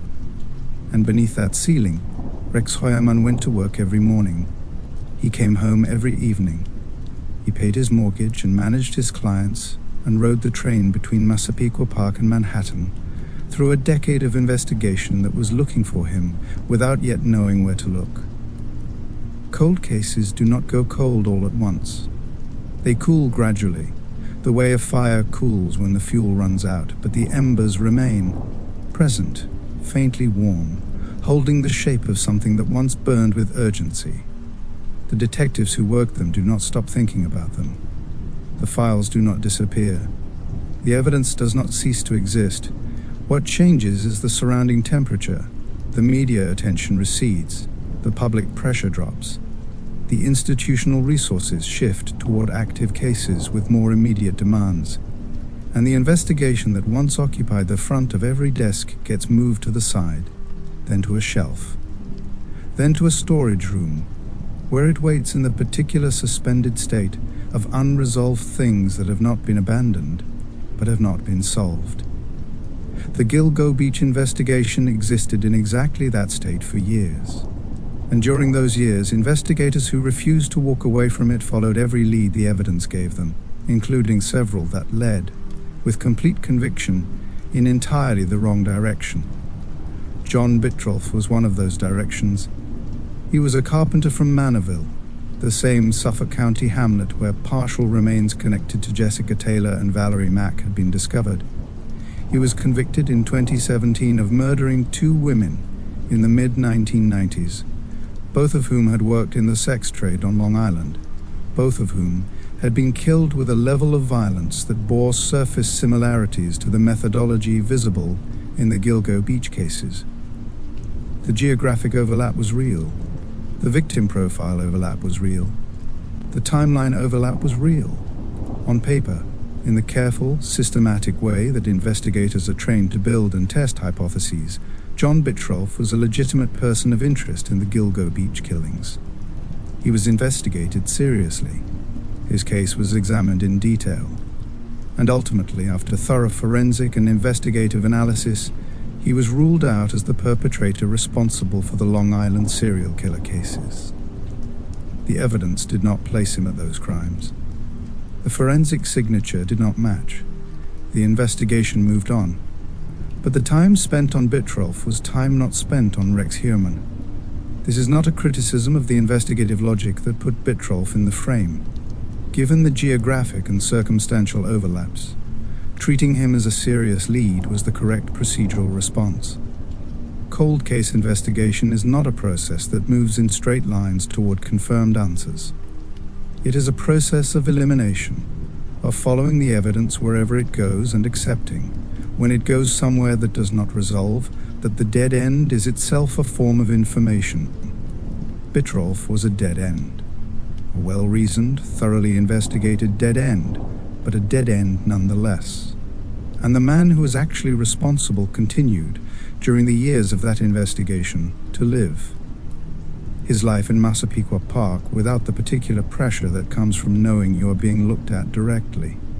The belt arrived in the public record in 2020. It was a leather belt, recovered near the remains of one of the victims, and it bore a set of stamped initials, HM1. The release of that detail was a deliberate investigative decision, a choice to put a specific piece of physical evidence into the public domain in the hope that someone, somewhere, would recognize what those initials meant or where the belt had come from. The public responded. Tips came in. The initials generated theories and speculation and the particular kind of crowdsourced attention that the internet applies to cold case details when they are released with enough specificity to feel actionable. People searched their memories for anyone with those initials. Manufacturers of leather goods were contacted. The trail that the belt seemed to offer was followed with genuine investigative effort. It did not lead to Rex Heuermann. The belt, for all the attention it generated, did not crack the case. It remained a piece of physical evidence without a confirmed origin, a data point without a connecting line, one more item in a growing collection of material that the investigation held without yet having the surrounding context to interpret correctly. This is the specific texture of cold case work that no dramatization fully captures and no headline conveys. The experience of holding evidence that you know is significant without yet being able to see what it is significant of. The investigators who handled that belt knew it mattered. They simply did not yet know why, or to whom, or how the thread attached to the larger picture they were trying to assemble. The years between 2011 and 2022 were not empty years for the investigation. Forensic technology was advancing. DNA analysis capabilities that did not exist in the early 2000s were becoming available and being applied retroactively to evidence that had been collected and preserved through years of case management. Databases were expanding. Cross-jurisdictional communication, while still imperfect, was improving as the institutional environment that Burke had corrupted was slowly rebuilt under different leadership. The investigators who had carried these cases through the difficult years were accumulating something that does not appear in press releases or case status reports, a comprehensive, granular understanding of every piece of evidence in the file, every thread that had been followed and every thread that had not, every question that remained open and every assumption that had been tested and discarded. That accumulated understanding is what makes breakthroughs possible. Not inspiration, not luck, not the single dramatic moment of revelation that popular narrative loves to locate at the center of every solved case. Breakthroughs in complex investigations are built from years of unremarkable, painstaking, resource-intensive work that rarely makes the news and never makes the highlight reel. The dead ends are part of the work. The belt that went nowhere is part of the work. The years spent seriously investigating a man who turned out not to be responsible are part of the work. All of it was part of the foundation that made 2022 possible. Every investigation that eventually breaks open does so because of convergence. Not a single piece of evidence, not a single witness, not a single forensic result standing alone and pointing cleanly at one person. Convergence, the moment when multiple independent threads, developed separately across different investigative timelines, arrive simultaneously at the same destination. That is what 2022 represented in the Gilgo Beach investigation. Not a sudden revelation, not a fortunate accident, but the moment when years of accumulated groundwork finally produced enough overlapping confirmation that the picture resolved from suggestion into certainty. The green Chevrolet Avalanche was where the convergence began to take shape. A witness who had been in the vicinity of Amber Lynn Costello's last known location had provided, years earlier, a description of a large, dark-colored pickup truck. Green. A Chevrolet Avalanche. That description had been entered into the investigative record in 2010 and had remained there through more than a decade of case development without a confirmed match to a specific vehicle or a specific owner. In 2022, investigators working the case with the expanded resources and cross-referencing capabilities that had gradually become available matched that description to a vehicle registered to Rex Heuermann. The Avalanche he owned was the right make, the right model, the right color. A detail that had waited 12 years for its surrounding context had finally found it. That match alone would not have been sufficient. A vehicle description, even a specific one confirmed against registration records, is not a prosecutable case. It is a thread. And what investigators did in 2022 was follow every thread simultaneously, building the convergence from multiple directions at once, so that each new piece of evidence arrived not in isolation, but as confirmation of what the surrounding evidence was already suggesting. Phone records were subpoenaed and analyzed. The results placed Rex Heuermann in the geographic vicinity of the victims at times that were directly relevant to the known timelines of their disappearances. Cell tower data is not a precise instrument. It does not place a specific phone at a specific address at a specific moment. What it does is establish a pattern of presence, a record of where a device was connecting to the network over time, and when that pattern is mapped against the documented movements of a confirmed predator and the known circumstances of his victims, it stops being ambiguous. The phone records did not prove everything. They confirmed the pattern that the rest of the evidence was assembling. Then came the computers. Investigators examining the electronic records associated with Rex Heuermann's architectural firm found search histories that went far beyond anything that professional or personal curiosity could explain. Among the searches documented on firm computers were deliberate, repeated queries specifically targeting the relatives of the Gilgo Beach victims. He was not reading news coverage of the case in the passive way that anyone living on Long Island might follow a high-profile local investigation. He was searching for the families. He was looking for what they knew, what they were saying publicly, what the investigative record, as visible from the outside, was producing in terms of leads and developments. He was monitoring the case the way a man monitors a threat, with the specific operational attention of someone who has a direct personal stake in knowing how close the investigation is getting. This detail is worth sitting with because it reveals something about the psychology of what Rex Heuermann had been doing for 30 years that goes beyond the crimes themselves. The crimes were, in his architecture of concealment, sealed chapters, things that had happened, been managed, and been placed behind the same internal walls that kept every other element of his hidden life separate from the surface. But the investigation was live. It was ongoing.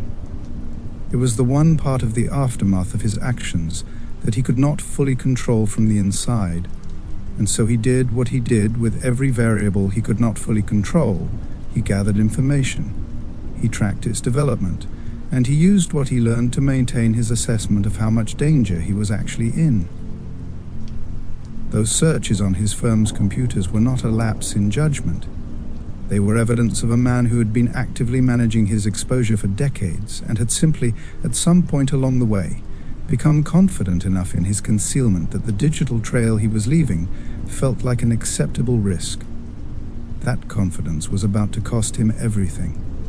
The DNA evidence arrived through the most ordinary possible mechanism. Investigators conducting surveillance in the vicinity of Rex Heuermann's Massapequa Park home recovered a discarded pizza crust. Trash discarded in a public space carries no expectation of privacy and requires no warrant to collect.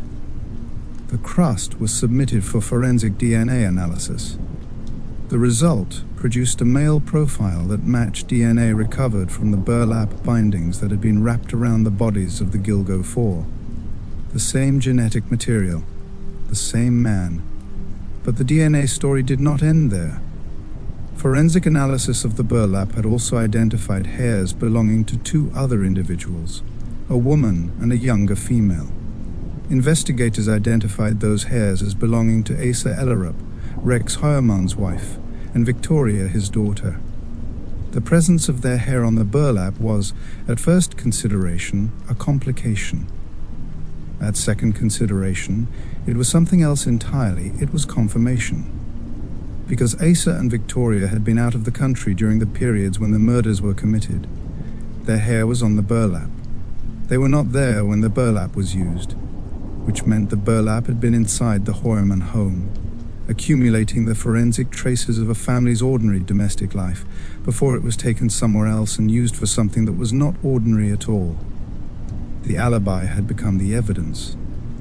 The family that Rex Heuermann had spent 30 years using as a structural component of his concealment had, without knowing, left their fingerprints on the thing he had been hiding. Knowing and proving are two different things entirely. This is the distinction that separates a strong investigation from a prosecutable case, and it is a distinction that the investigators working the Gilgo Beach cases understood with a clarity that comes from years of watching cases fall apart in courtrooms, because the evidentiary foundation was not built carefully enough before the arrest was made. By late 2022 and into early 2023, they knew. The convergence of the vehicle match, the phone records, the firm's computer searches, and the DNA from the pizza crust had produced a state of investigative certainty that left very little room for reasonable doubt in the minds of the people who had assembled it. Rex Heuermann was the man they had been looking for. That much was no longer a question. What remained was the work of making that certainty unassailable in a court of law. The decision not to arrest immediately, once the DNA match was confirmed, reflects a discipline that is genuinely difficult to maintain under the weight of what the investigators now knew they were dealing with. Every day that passed between the confirmation of the evidence and the execution of the arrest was another day that Rex Heuermann went to work, came home, and lived his life as though nothing had changed. For the investigators who had spent years on these cases, who knew the names and faces and stories of the 8 women whose deaths they were now in a position to answer for, holding that knowledge without acting on it required a controlled restraint that the circumstances made almost unbearable. But they held it, because a premature arrest, one made before every warrant was in place and every evidentiary thread was properly secured, risked giving a defense attorney exactly the kind of procedural opening that could complicate or compromise a prosecution that these women and their families deserved to see concluded without error. Surveillance was established on Rex Heuermann. Not passive monitoring, not the occasional drive-by that constitutes the minimum of a watch operation, but sustained, professional close surveillance of the kind that tracks a subject's daily movements with enough consistency that investigators can build a complete picture of his routines, his contacts, his patterns of behavior, and any indication that he might be becoming aware of the attention being directed at him. Unmarked vehicles in the neighborhood, observation of his commute, monitoring of his arrivals and departures from the Massapequa Park house, from the Manhattan firm, from every location in between. Rex Heuermann moved through those weeks in the precise habitual way he had always moved, the same routes, the same timings, the same professional reliability that had defined his observable life for decades. He gave no indication in his external behavior that anything had changed. He did not know the walls were moving. Warrants were sought and secured across multiple categories simultaneously.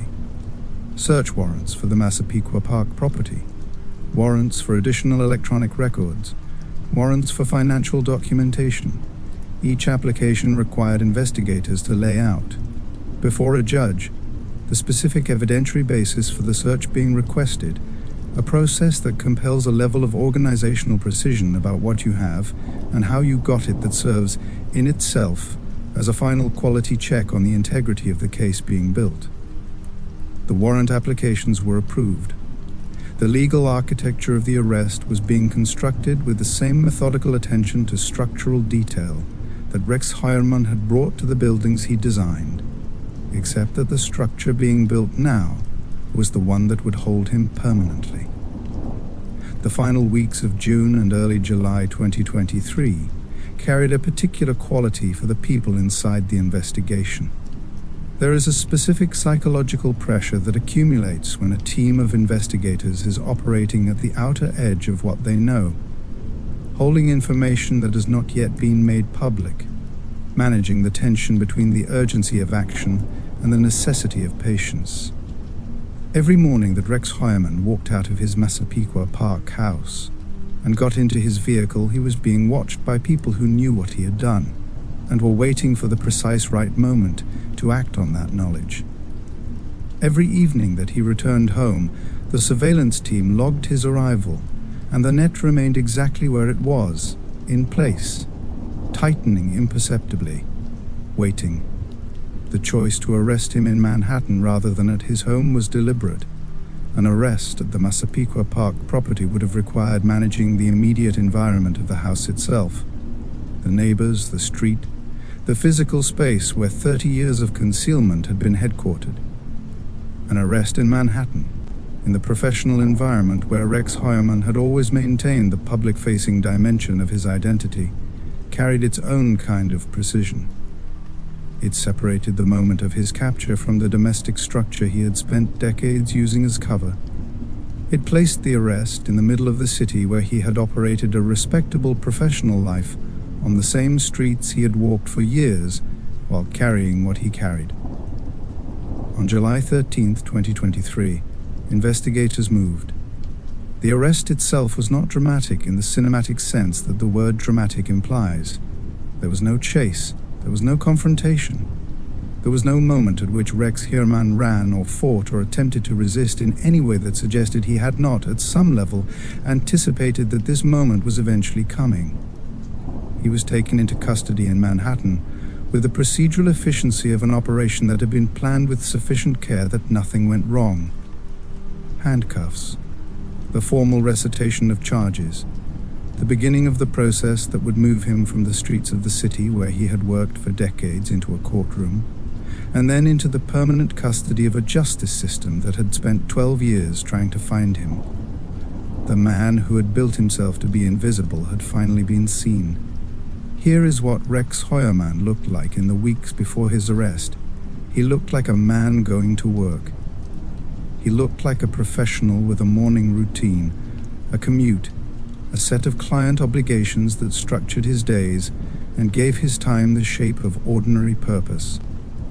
He looked like a neighbor whose car appeared in the driveway at predictable hours and disappeared again at predictable hours, whose comings and goings had the reliable, unremarkable rhythm of someone whose life operates on a stable schedule. He looked, to every person who observed him during those final weeks without the benefit of knowing what the investigators watching him already knew, exactly like what he had always looked like, a man with nothing particular to answer for. This is the detail that the entire architecture of Rex Heuermann's life was constructed to produce. And the most disturbing thing about those final weeks of surveillance is not that he was being watched without knowing it. The most disturbing thing is how completely normal the watching looked.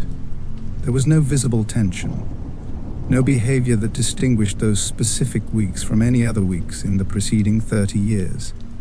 No perceptible weight on the shoulders, no alteration in the daily routine, no outward sign that the man moving through those familiar streets had spent 3 decades carrying what he was carrying and had just had the forensic foundation of his concealment pulled out from under him without yet feeling the ground shift.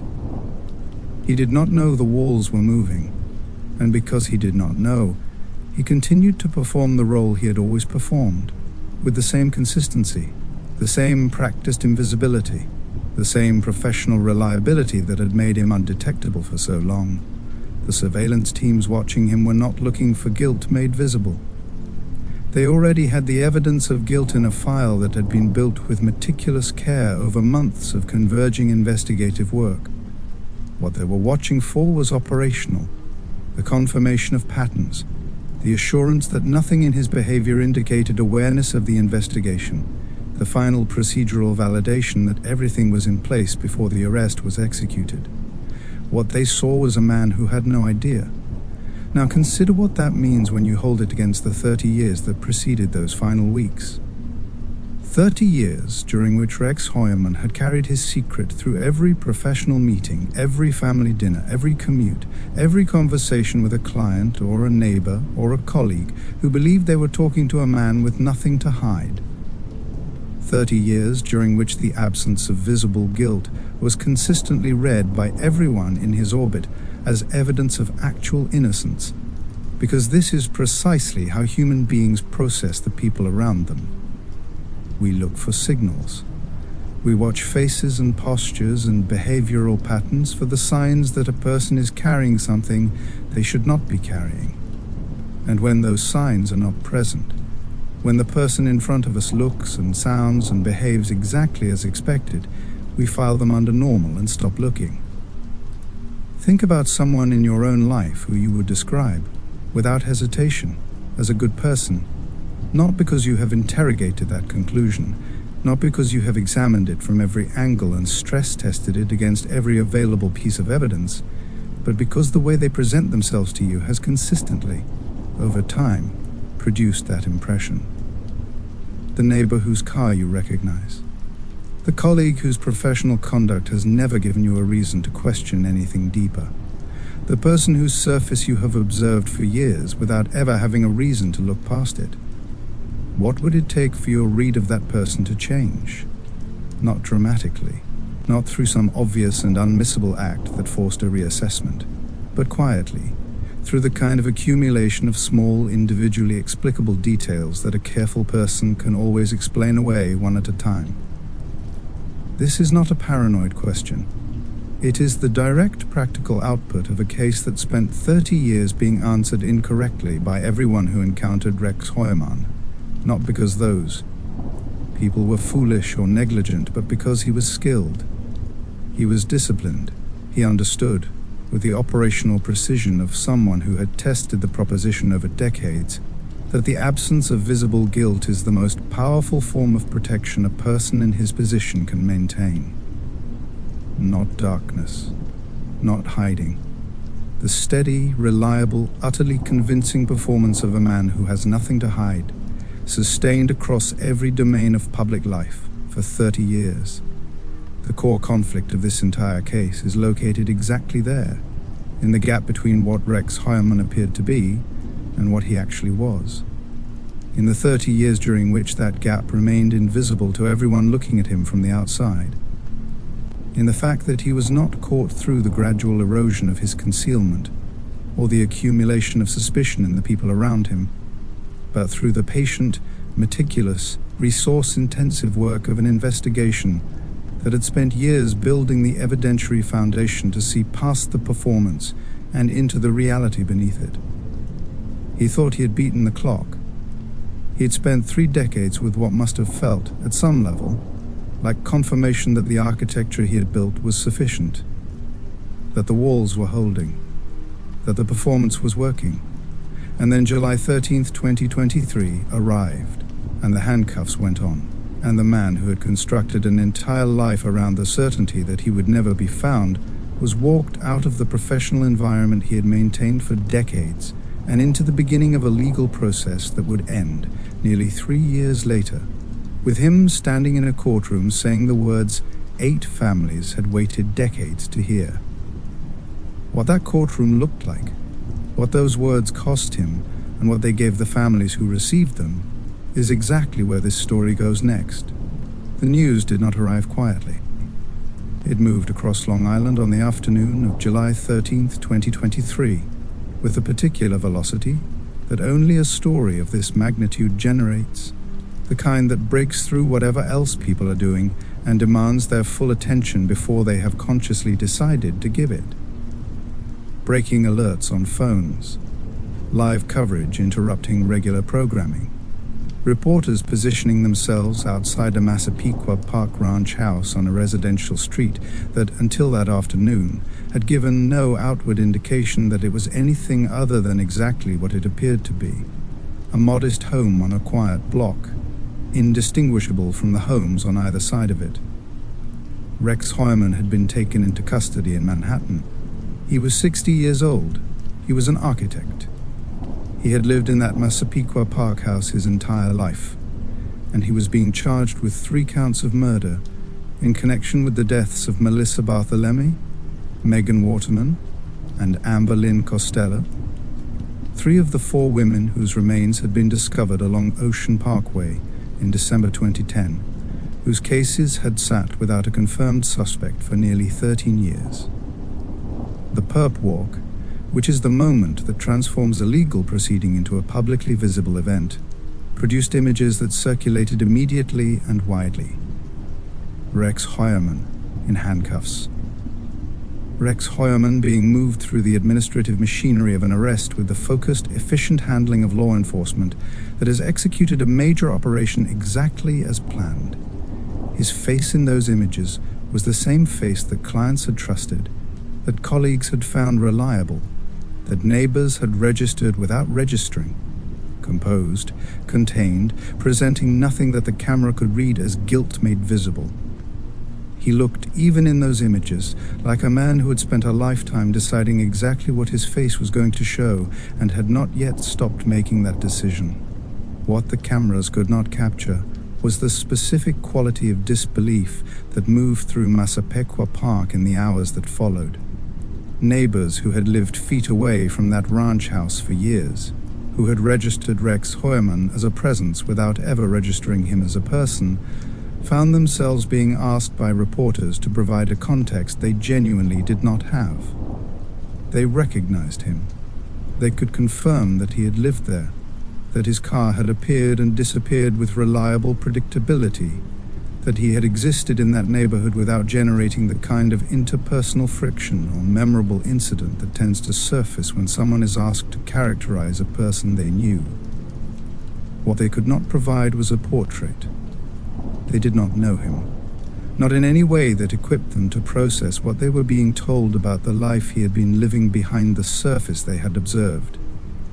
The accounts that emerged from the neighborhood were not accounts of missed warning signs. They were accounts of absence, of a man who had been so precisely, so consistently unremarkable that the people who had lived in closest proximity to him for the longest time had the least to say about him. One neighbor said he had waved occasionally. Another recalled seeing him in the driveway, working on his car or collecting the mail, the ordinary choreography of suburban domestic life. None of them described a person they had known because none of them had. They described a type, a quiet man, a private man, a man who kept to himself in the specific way that, applied to the wrong person in retrospect, sounds like a description of concealment rather than personality.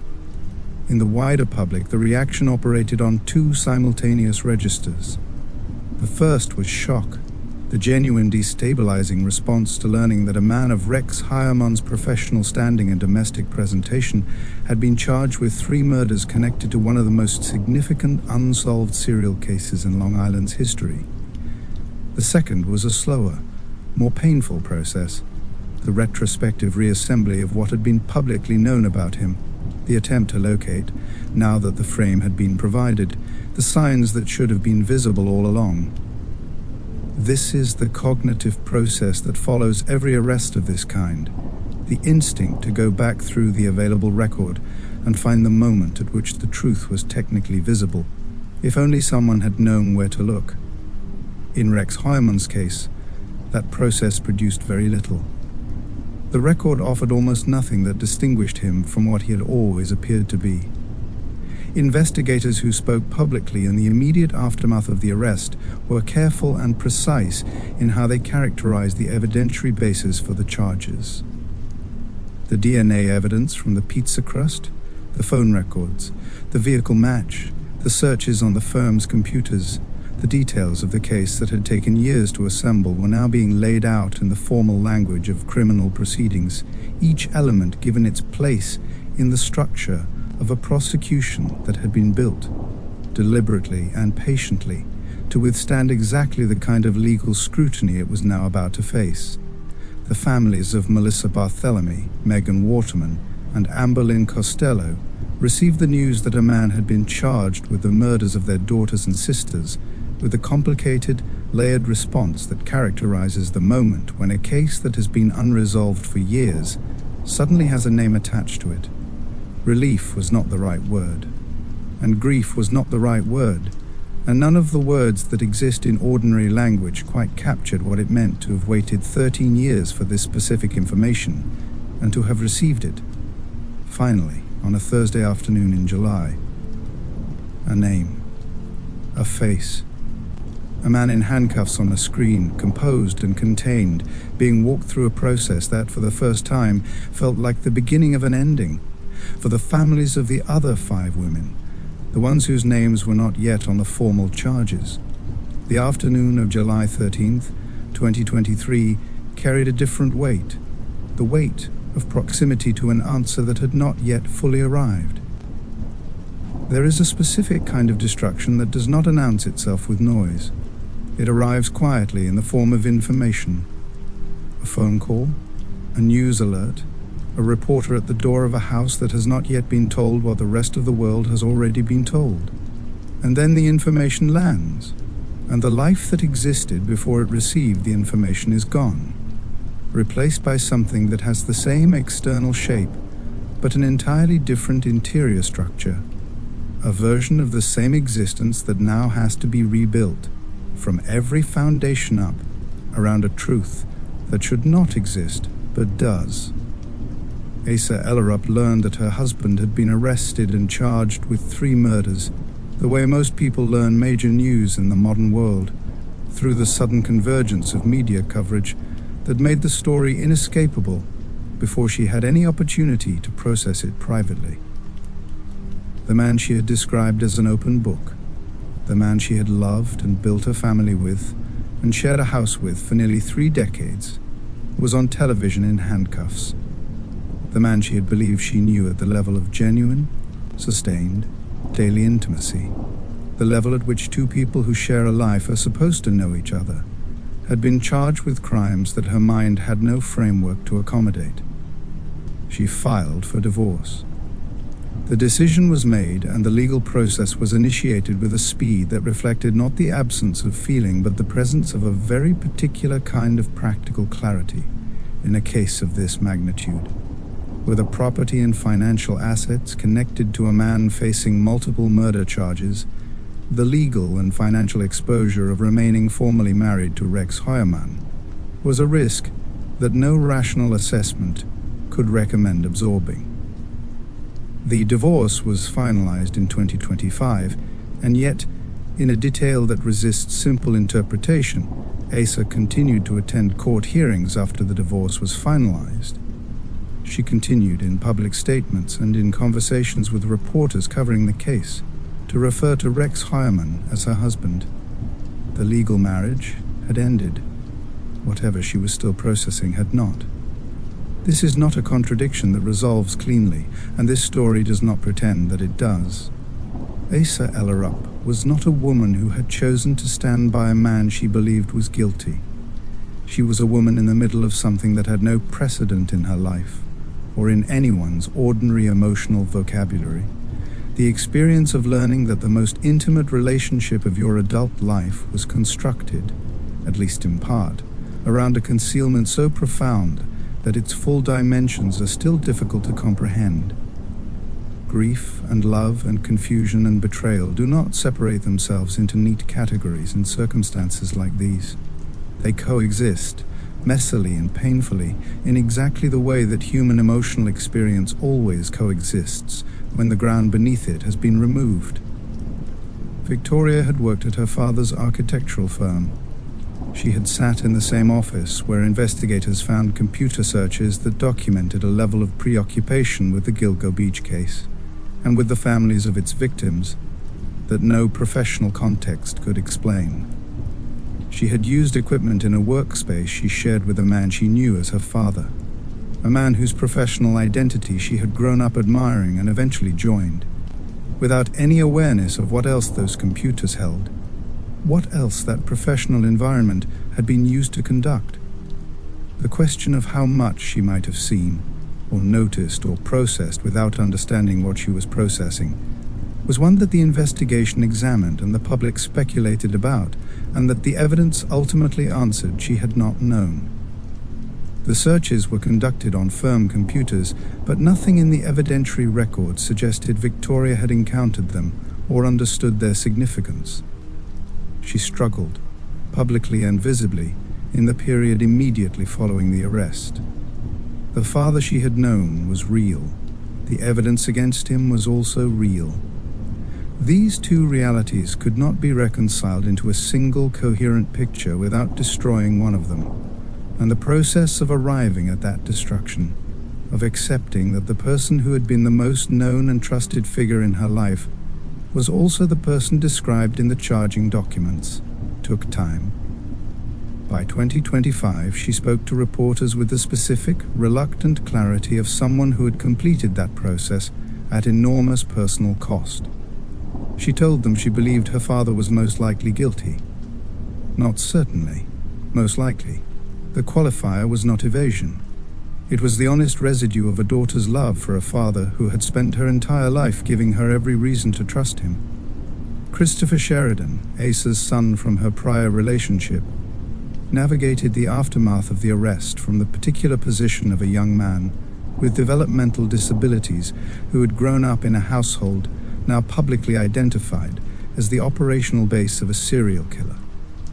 The emotional crossfire of what the arrest unleashed within the family fell on him with the full, indiscriminate weight that catastrophic family events carry for every member of a family, regardless of their capacity to process it or protect themselves from its impact. He had not known. He could not have known. And the world did not stop asking the family questions simply because the questions were ones that no one inside the family had the answers to. In 2025, the Peacock documentary The Gilgo Beach Killer, House of Secrets, brought the story of Asa, Victoria, and Christopher to a wider audience. They appeared on camera.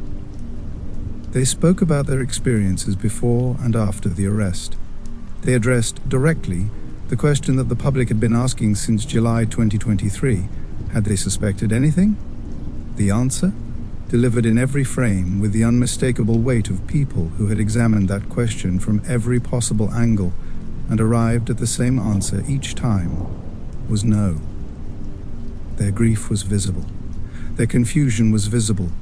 And their fundamental decency, the decency of people who had been deceived at the most intimate possible level and who were still standing, still present, still willing to speak when speaking cost them something, was visible too. They were collateral damage, in the most precise sense of the phrase, people destroyed by an event they had no hand in creating and no power to have prevented. July 2023 was not the end of the charging process. It was the opening of it. 3 murder counts at the time of arrest was not a reflection of the full scope of what investigators believed Rex Heuermann had done. It was a reflection of where the evidence was at that specific moment. Strong enough, precise enough, and sufficiently documented to support charges that would hold through the legal proceedings that followed. Melissa Barthelemy, Megan Waterman, and Amberlynn Costello, 3 of the Gilgo 4, were the cases with the most developed forensic foundation at the point of his arrest. The other 5 women, whose names investigators had been working to formally connect to Rex Heuermann since the DNA match had first placed him at the center of the case, were coming. The legal machinery simply needed time to build each case to the standard that prosecution demands before attaching it formally to the charges already filed. What followed July 2023 was a steady, methodical expansion of the case that played out across nearly 3 years and that delivered to 4 additional families the specific and devastating confirmation that the man in custody was the man responsible for the death of their loved one. Maureen Brainerd Barnes was formally indicted in January 2024. She was the 4th member of the Gilgo 4, the woman from Norwich, Connecticut, who had placed a Craigslist advertisement in the summer of 2007 and had never been heard from again. Her family had waited for a resolution since her remains were discovered along Ocean Parkway in December 2010. They had waited through the years of investigative stagnation, through the dead ends and the institutional failures, and the slow accumulation of evidence that had not yet produced a name. They had waited through the arrest of July 2023, when 3 of the 4 women found alongside Maureen were named in the initial charges and Maureen was not. The January 2024 indictment ended that particular wait. Her name was now formally part of the charging record. The man responsible had been identified, charged, and was in custody. The family of Maureen Brainerd Barnes received that information with the weight that 4.5 years of waiting and 13 additional years of uncertainty before that had given it. June 2024 brought 2 more. Jessica Taylor and Sandra Costilla, whose cases represented the earliest and most geographically dispersed elements of Rex Heuermann's confirmed crimes, were formally added to the indictment. Jessica Taylor was 20 years old when she disappeared, and her torso had been found in Manorville in 2003. Sandra Costilla was 28 years old when she vanished from New York City in November 1993, the earliest of the 8 victims, the woman whose death had preceded the others by years and whose case had spent the longest in the unresolved category. For Sandra Costilla's family, the June 2024 indictment arrived more than 30 years after her disappearance. 30 years during which they had lived with a particular, unending grief of a case that had no answer. The indictment was not the answer they would have chosen. There is no version of an answer in circumstances like these that constitutes anything close to what was taken. But it was confirmation. It was the formal legal acknowledgement that what had happened to Sandra Costilla was not a mystery, had never been a mystery in the way that unresolved cases pretend to be mysteries, but was the deliberate act of a specific man who had been identified and was now being held accountable for it. December 2024 brought Valerie Mack, the woman from Philadelphia whose remains had been found dismembered across 2 separate locations, Manorville and Cedar Beach, separated by geography and by more than a decade of unconnected discovery. Her formal indictment closed a loop that had been open since 2000, the year she disappeared, through 2011, when the connection between her remains at 2 distant locations was finally confirmed. The addition of her case to the formal charges against Rex Heuermann was the last major expansion of the indictment before the case moved toward its resolution. Her family, like the others, received the news with the mixture of relief and anguish that the word justice, in its formal legal sense, always produces when it arrives after a loss that no legal proceeding can fully answer for. Each indictment, taken individually, was a legal event, a procedural milestone in the progression of a case through a justice system that operates on timelines and documentation requirements and evidentiary standards that exist entirely independently of the human cost they are designed to address. Taken together, the indictments told a different story. They told the story of a man who had operated across 3 decades, across multiple states, across multiple investigative jurisdictions, with a consistency of method that reflected not the randomness of an opportunist, but the sustained intentionality of someone who had made a series of deliberate decisions and had managed their consequences with the discipline of a professional. Every name added to the formal charges was another confirmation of that consistency. Another data point in the pattern, another woman whose death had been, for Rex Heuermann, a managed operational event and whose life had been, for the people who loved her, irreplaceable. By the time Valerie Mack's indictment was filed in December 2024, Rex Heuermann had been in custody for 17 months. The case that had started with 3 charges had grown to encompass 7 formal murder counts, with an 8th acknowledged outside the formal charging structure.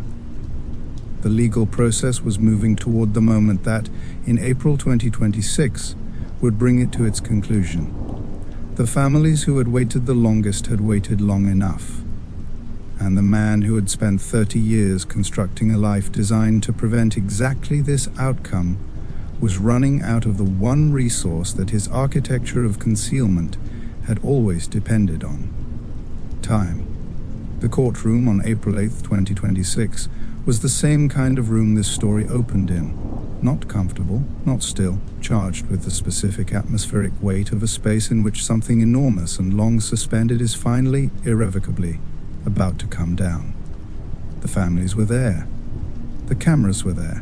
The legal teams were there, positioned on either side of a proceeding that had been negotiated with the precision that significant guilty pleas require. The prosecution's interest in certainty weighed against the defense's interest in avoiding a trial whose outcome, given the evidentiary record, was not genuinely in doubt. And Rex Heuermann was there, 62 years old, in a suit, composed as he had always been composed, giving the room the same face he had given every room for 30 years, contained, deliberate, offering nothing that had not been decided in advance. He pleaded guilty to 7 counts of murder. The formal charges encompassed Melissa Bartholomew, Megan Waterman, Amber Lynn Costello, Maureen Brainerd Barnes, Jessica Taylor, Sandra Costilla, and Valerie Mack. 7 women, 7 lives, 7 families seated in that gallery, holding each other and holding themselves together with the focused stillness of people who had been in rooms like this one before and had learned, through years of practice, how to be present in them without coming apart at the moment when coming apart would be most understandable. They had waited for this, some of them for more than 30 years.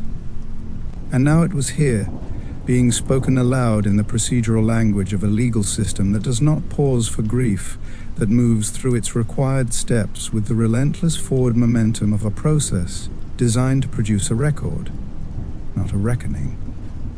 But before the formal 7, he admitted to an 8th. Karen Vergata, 34 years old, a Manhattan escort whose partial remains had been found scattered across Fire Island and to Bay Beach. The woman whose name he admitted in that courtroom, before those witnesses and those cameras and those grieving families, as part of the plea agreement, but outside the formal charging structure. She would not be counted among the 7 counts of conviction. She would not appear in the formal sentencing calculation. But she was named. She was spoken aloud by the man who killed her, in a room full of people who heard him say her name, and that naming, insufficient as it is in relation to what was taken from her, placed her permanently in the official record of what Rex Heuermann did, and who he was. He did not merely enter a plea and fall silent. He spoke. He described what he had done with a specificity that the courtroom received in the particular silence of people hearing something confirmed that they had already known but had never heard said aloud. He described strangulations. He described the bindings, the burlap that had held the physical evidence of his crimes across years, and that had ultimately, through the forensic traces of a family's ordinary domestic life left upon it, provided the thread investigators needed to find him. He confirmed the dismemberments. He described the disposal locations with the matter-of-fact precision of someone who had thought about these locations, had chosen them deliberately, and had spent years managing their significance. He acknowledged the use of burner phones, disposable, devices used to contact victims and arrange meetings, purchased and discarded with the operational discipline of someone who understood that a traceable phone was a vulnerability he could not afford. And he acknowledged, specifically and explicitly, the deliberate timing of the crimes around his family's absences, the trips that Asa and the children took without him, the specific windows of time in that Massapequa Park house when the rooms were his and his only, and what he had used those windows for. In exchange for the plea, Rex Heuermann received 3 consecutive life sentences without the possibility of parole. Sentencing was formally scheduled for June 17, 2026. He would not walk out of custody. He would not, through any legal mechanism available to him, return to the Massapequa Park house, or the Manhattan firm, or the commute between them, or any dimension of the life he had built and maintained for 30 years. The architecture of that life was dismantled. The structure that had held for so long had finally, completely come down. If you have made it this far, if you have sat with this story through the women and the investigation and the arrest and the expanding weight of indictment after indictment, then you already understand what April 8th, 2026 meant to the 8 families whose names have been woven through every section of this story. This is the point where I want to ask something of you directly, like this video right now, because the number of people who see this story matters in relation to the number of people who should know it. Share it. Drop a comment below telling me which part of this case you found most difficult to sit with, because the conversation this story generates is part of why it needs to be told. Subscribe if you have not already, because there are more stories on this channel that deserve exactly the attention this one is receiving tonight. The families of Sandra Costilla, Karen Vergata, Jessica Taylor, Valerie Mack, Maureen Brainerd Barnes, Melissa Barthélemy, Megan Waterman and Amberlynn Costello sat in that courtroom and heard the man responsible speak their loved ones' names. The legal chapter closed. The sentencing date was set, and the question that the confession itself raised, the question of why a man who had spent 30 years refusing to be accountable chose, finally, to stand in a room and say it all out loud, is the question this story turns to next. Confession is not surrender. That is the thing that the instinct to read Rex Heuermann's guilty plea as a final defeat misses, and it is worth examining carefully before this story moves to its last section. Because the narrative of a man caught, a man cornered, a man who had run out of options and had nothing left to do but admit the truth, that narrative is incomplete. It is incomplete not because it is factually wrong, but because it locates the agency of the confession entirely with the people who caught him, as though the plea were simply the mechanical output of a closed trap, the thing that happens when there is nothing else left to do. Rex Heuermann had a trial available to him. The evidence against him was substantial. The DNA, the phone records, the vehicle match, the computer searches, the burlap, the forensic timeline, all of it pointed in the same direction with an accumulated weight that most defense attorneys would consider extremely difficult to overcome in front of a jury. But difficult is not impossible. Trials produce outcomes that the evidence does not always predict. Juries reach verdicts that the surrounding certainty of investigators and prosecutors does not guarantee. Rex Heuermann, as a man who had spent 30 years managing variables and calculating risks, with the precision of a trained professional, understood this. He understood that a trial was a viable path, not a certain path, but a viable one. He chose not to take it. The question of why a man who had protected his secrets for 3 decades, who had maintained his concealment through years of investigation and a decade of media scrutiny and 17 months of pre-trial proceedings, chose to stand in a courtroom and say it all out loud, does not have a single clean answer.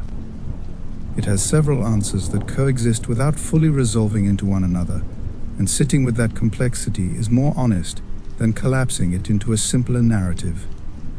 The pragmatic answer is available and real. The evidence was formidable. The plea agreement offered a defined outcome rather than the uncertainty of a trial verdict, and 3 consecutive life sentences without parole is, as a legal result, not meaningfully different from what a conviction at trial would likely have produced. A man who has always operated on calculated risk assessment, who has always chosen the option that offered the most control over the outcome, might look at those variables and reach the conclusion that a negotiated plea is simply the most rational available choice when the surrounding circumstances make the alternatives genuinely worse. But pragmatism does not fully explain the specificity of what he said in that courtroom. A pragmatic plea is a guilty plea with minimal elaboration, the legal minimum required to satisfy the court and close the case. What Rex Heuermann offered was more than that. He described, he detailed. He spoke about the strangulations and the bindings and the disposal locations and the burner phones and the deliberate timing with a completeness that the plea agreement did not require of him. That specificity is not pragmatic. It is something else. Think about a moment in your own life when the truth you had been carrying became heavier than the effort of continuing to carry it. Not a truth of this magnitude, not a secret of this horror, but the specific experience of holding something that has grown too large for the internal space you have built to contain it. The moment at which the weight of maintaining a version of events that does not match the reality becomes more exhausting than the cost of releasing it. Have you ever told the truth not because you were forced to, not because the evidence left you no alternative, but because the act of telling it returned to you a form of control that the concealment had been slowly stripping away? The control of being the one who says it, the control of being the narrator of your own story, even when the story is one that condemns you. This is the psychological terrain that the confession of Rex Heuermann occupies. He was a man who had spent 30 years as the sole architect of a narrative that no one else had access to. The crimes were his. The concealment was his. The management of the evidence, the timing of the acts, the engineering of the aftermath, all of it existed inside a sealed domain that he, alone, controlled. The investigation had broken into that domain. The forensic evidence had exposed its contents. But the full account of what he had done, the complete narrative of 30 years of sustained concealment, remained until April 8, 2026, in his possession alone. The confession was the act of releasing it, on his terms, in his words, in a room full of cameras and witnesses and grieving families, with the composed, deliberate precision that had characterized everything he had ever done. Was it remorse? The record does not support a confident yes. Was it purely pragmatic? The specificity of what he said suggests not entirely. Was it ego? The final expression of a man who had always needed to be the one who understood the structure most completely, who could not bear to let the account of what he had done exist only in the partial, assembled version that investigators had constructed from the outside. That possibility is real, and it is the most uncomfortable of the three, because it refuses the comfort of a repentant ending and insists instead on the full, difficult truth of who Rex Heuermann was at the end of everything. Still precise, still deliberate, still in the only domain that remained available to him, in control. What this case leaves behind, for the families, for the investigators, for the communities it touched, and for everyone who has followed it, is the subject of the final section of this story. The lessons, the legacy, and the harder, more durable question of what we do with everything we now know. The cultural image of evil is specific, and it is wrong. It is wrong not in the way that simple mistakes are wrong, correctable through better information, fixable with an updated picture. It is wrong in a structural way, built into the foundation of how most people understand what danger looks like and where it lives. The image says, evil is visible. Evil is disordered. Evil does not maintain a professional reputation for decades, does not raise children, does not ride a commuter train to a legitimate job in Manhattan every morning and come home to a mortgage and a marriage every evening. Evil announces itself somehow in the texture of a person's daily life, in the eyes, in the manner, in the quality of the ordinary moments, in some detail of behavior that, if you were paying close enough attention, would tell you what was underneath. Rex Heuermann spent 62 years disproving every element of that image. And the cost of the image being wrong was paid, over 30 years, by 8 women and the families who loved them. Criminal psychology has a framework for understanding what Rex Heuermann represents, and it is worth engaging with directly rather than leaving it in the background of the story as an implied conclusion. The category is the organized, high-functioning offender, an individual whose criminal behavior is not the product of impulsivity, disorder, or the kind of social dysfunction that tends to make people visible to the institutional systems designed to identify risk.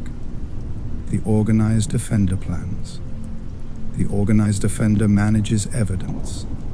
The organized offender maintains a public life that not only fails to reflect the private one, but actively serves as a shield against scrutiny of it.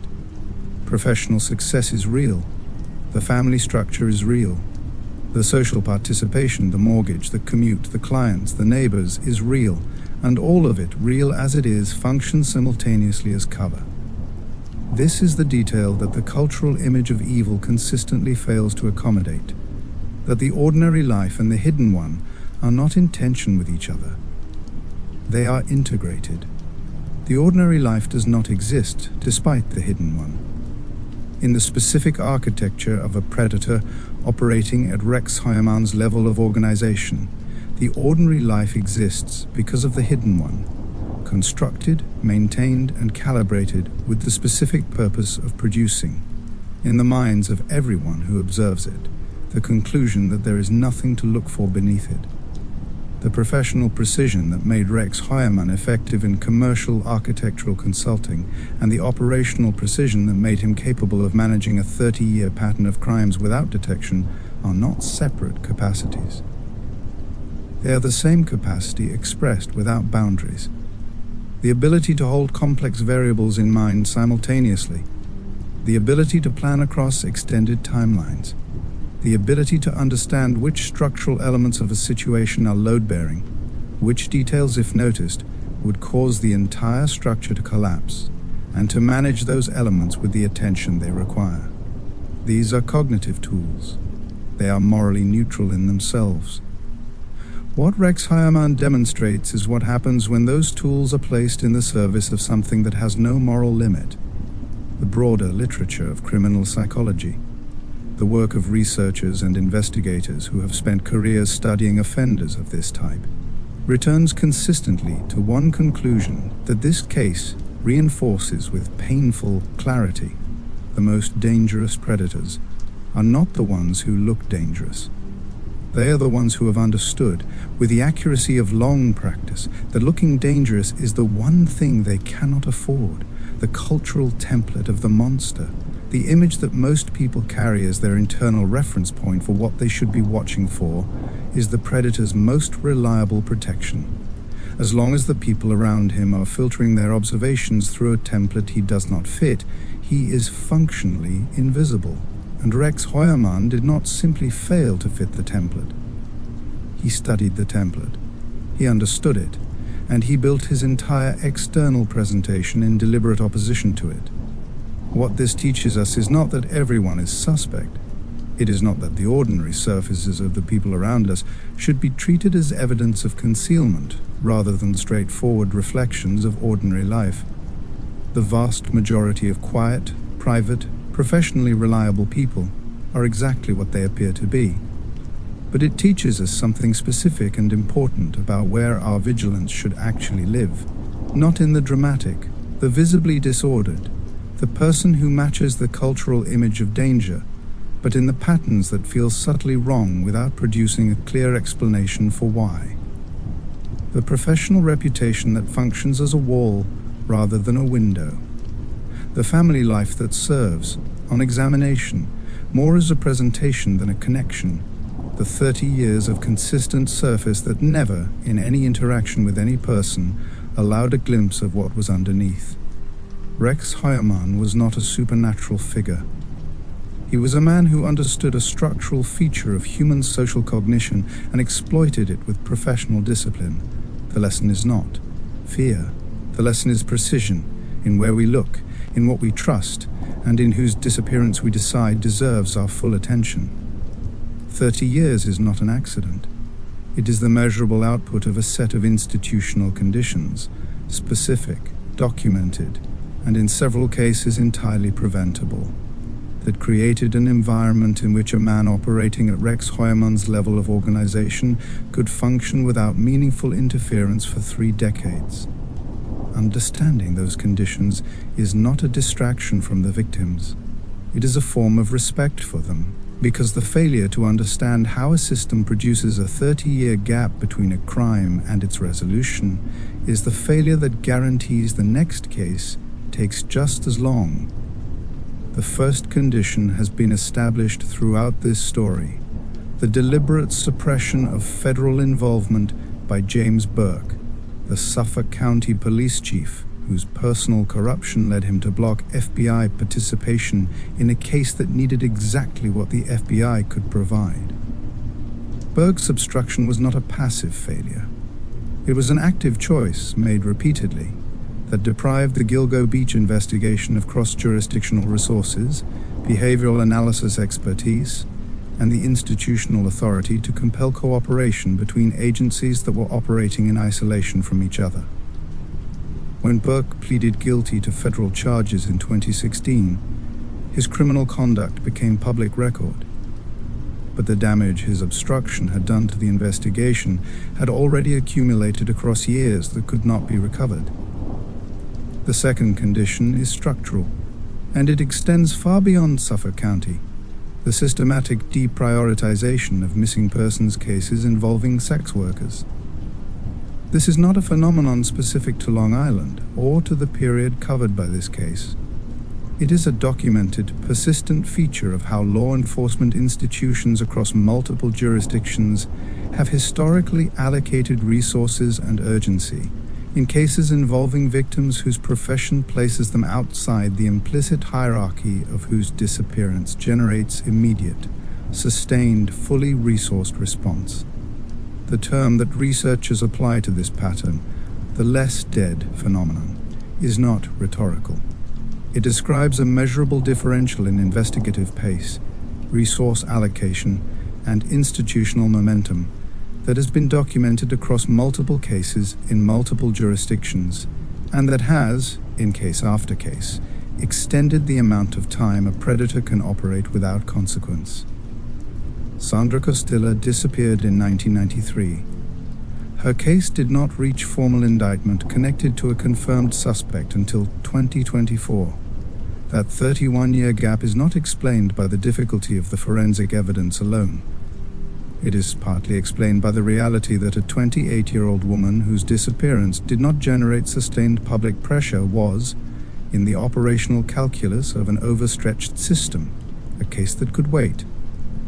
The same logic applied, in varying degrees, to every one of the 8 women in this case, and Rex Heuermann, who understood the operational landscape of his crimes with the same precision he brought to everything else, relied on exactly that logic.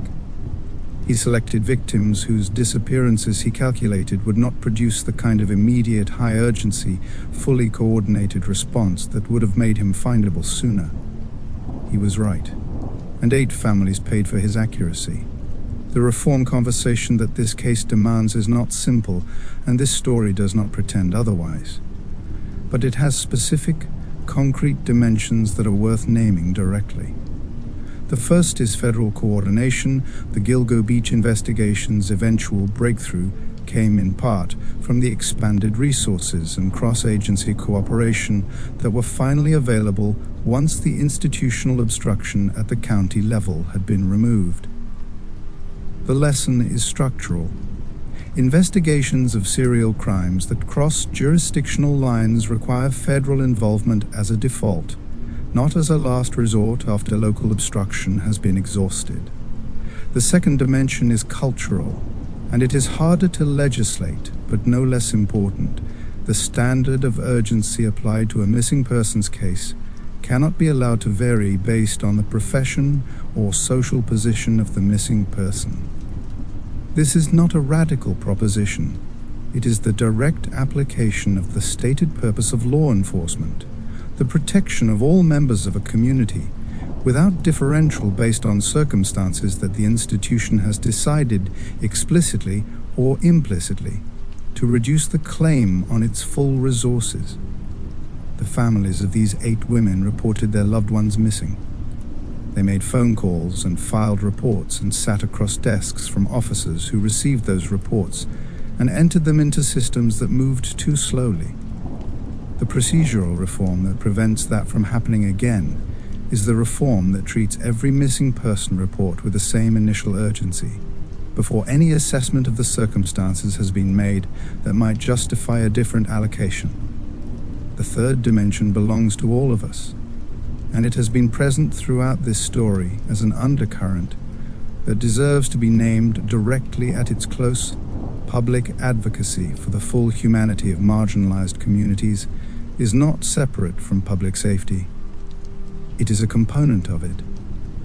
The communities that push back against the differential treatment of vulnerable missing people, that demand accountability from institutions that are moving too slowly, that refuse to allow cases to disappear into the background noise of an overstretched system, those communities are performing a public safety function. They are applying the external pressure that keeps institutions honest when internal accountability has failed. The families of these 8 women did that. Advocates did that. And the case, when it finally closed, was partly a product of that sustained, decades-long refusal to let it be forgotten. A guilty plea is a legal event. It is not healing. It produces a specific outcome, a formal admission, a defined sentence, a case status that moves from open to resolved in the databases that track these things, and that outcome matters. It matters enormously to the families who spent years without it, who attended hearings and made phone calls and kept the names of their loved ones in front of a public and an institutional system that was always at risk of moving on before the resolution they deserved had arrived. The outcome matters. But it does not do what people who have not lived inside a case like this one sometimes imagine it does. It does not return what was taken. It does not close the interior wound that 3 decades of uncertainty opens in the lives of people who have been waiting that long. It does not make the years of not knowing retroactively shorter or lighter or easier to carry in memory.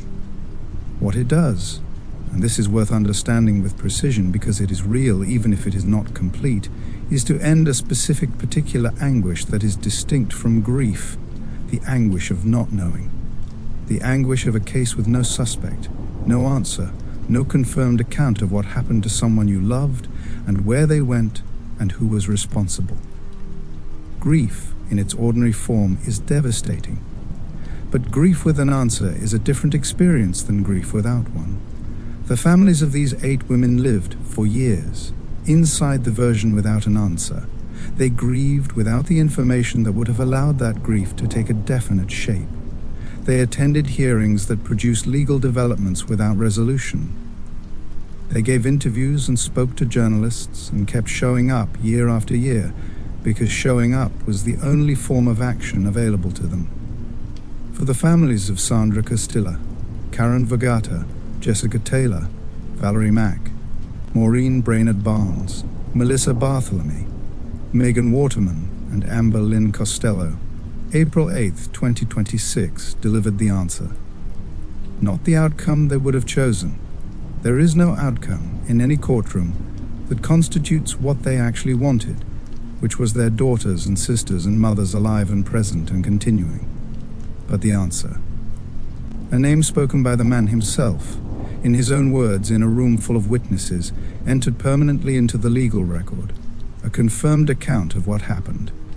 An end, finally, to the particular anguish of uncertainty that had compounded their grief for years.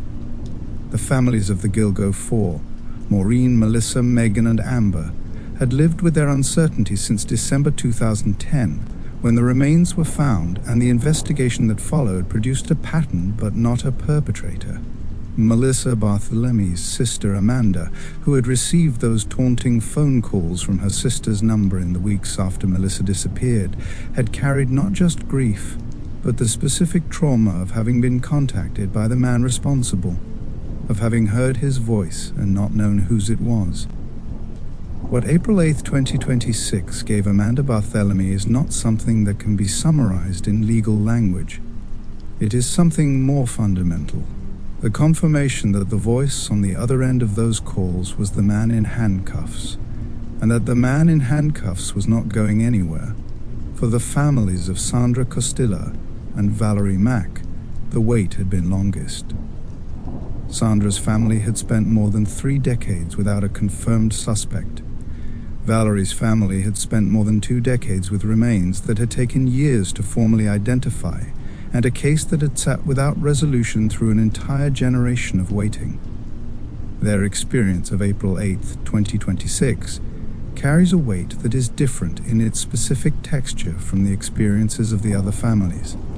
Not greater, not lesser, but shaped by a duration of uncertainty that defies the ordinary vocabulary of patience. Confession, as painful as it is to witness, carries something that a verdict produced by a trial does not always provide: the perpetrator's own account. A jury verdict says what the evidence proved.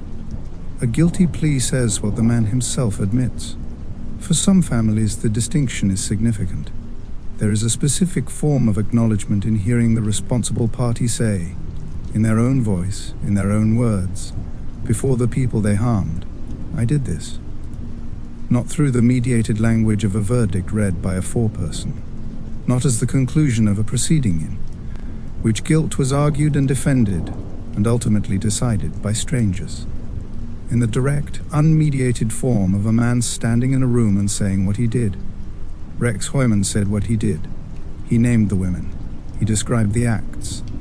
He confirmed the details, and the families who heard him say it received something that the legal system cannot manufacture and the passage of time cannot produce on its own, the end of the question. The permanent, irrevocable, publicly witnessed end of the question. The wounds remain. They will remain. But the question at last is closed. Every story on this channel ends here. Not with a verdict, not with a sentence, not with the last legal development in a case that has finally run its course, but with this, the question of what you carry into tomorrow that you did not have yesterday. The reason this channel exists is not to catalog horror. It is to extract from real events the understanding that makes the people who receive it more equipped, more aware, and more capable of living in the world with their eyes open. That is the promise. And the Rex Heuermann case delivers on it in 4 specific and durable ways. The first is this: trust the pattern over the surface, not the surface presentation of a person, the professional credentials, the family structure, the suburban address, the years of consistent, unremarkable presence, but the underlying pattern, the pattern of how someone relates to the people closest to them, the pattern of what they make available to genuine scrutiny and what they seal away, the pattern of how they respond when the ordinary frictions of a close relationship create the conditions for real vulnerability. Rex Heuermann's surface was immaculate. His pattern, examined from a sufficient distance, had a shape. The precision that maintained his professional reputation also maintained his concealment. The discipline that made him an effective architect also made him an effective manager of evidence. A person who is genuinely ordinary does not require that level of sustained, meticulous maintenance. When something in the pattern registers as wrong, not in a dramatic, announcement-making way, but in the quiet, persistent way that something structurally off produces in the people around it, that registration deserves to be taken seriously rather than overridden by the reassurance of the surface. The second is a moral one. Pay attention to who goes missing in your community, and do not accept inadequate responses without pushing back. The 8 women in this case were reported missing. Families searched.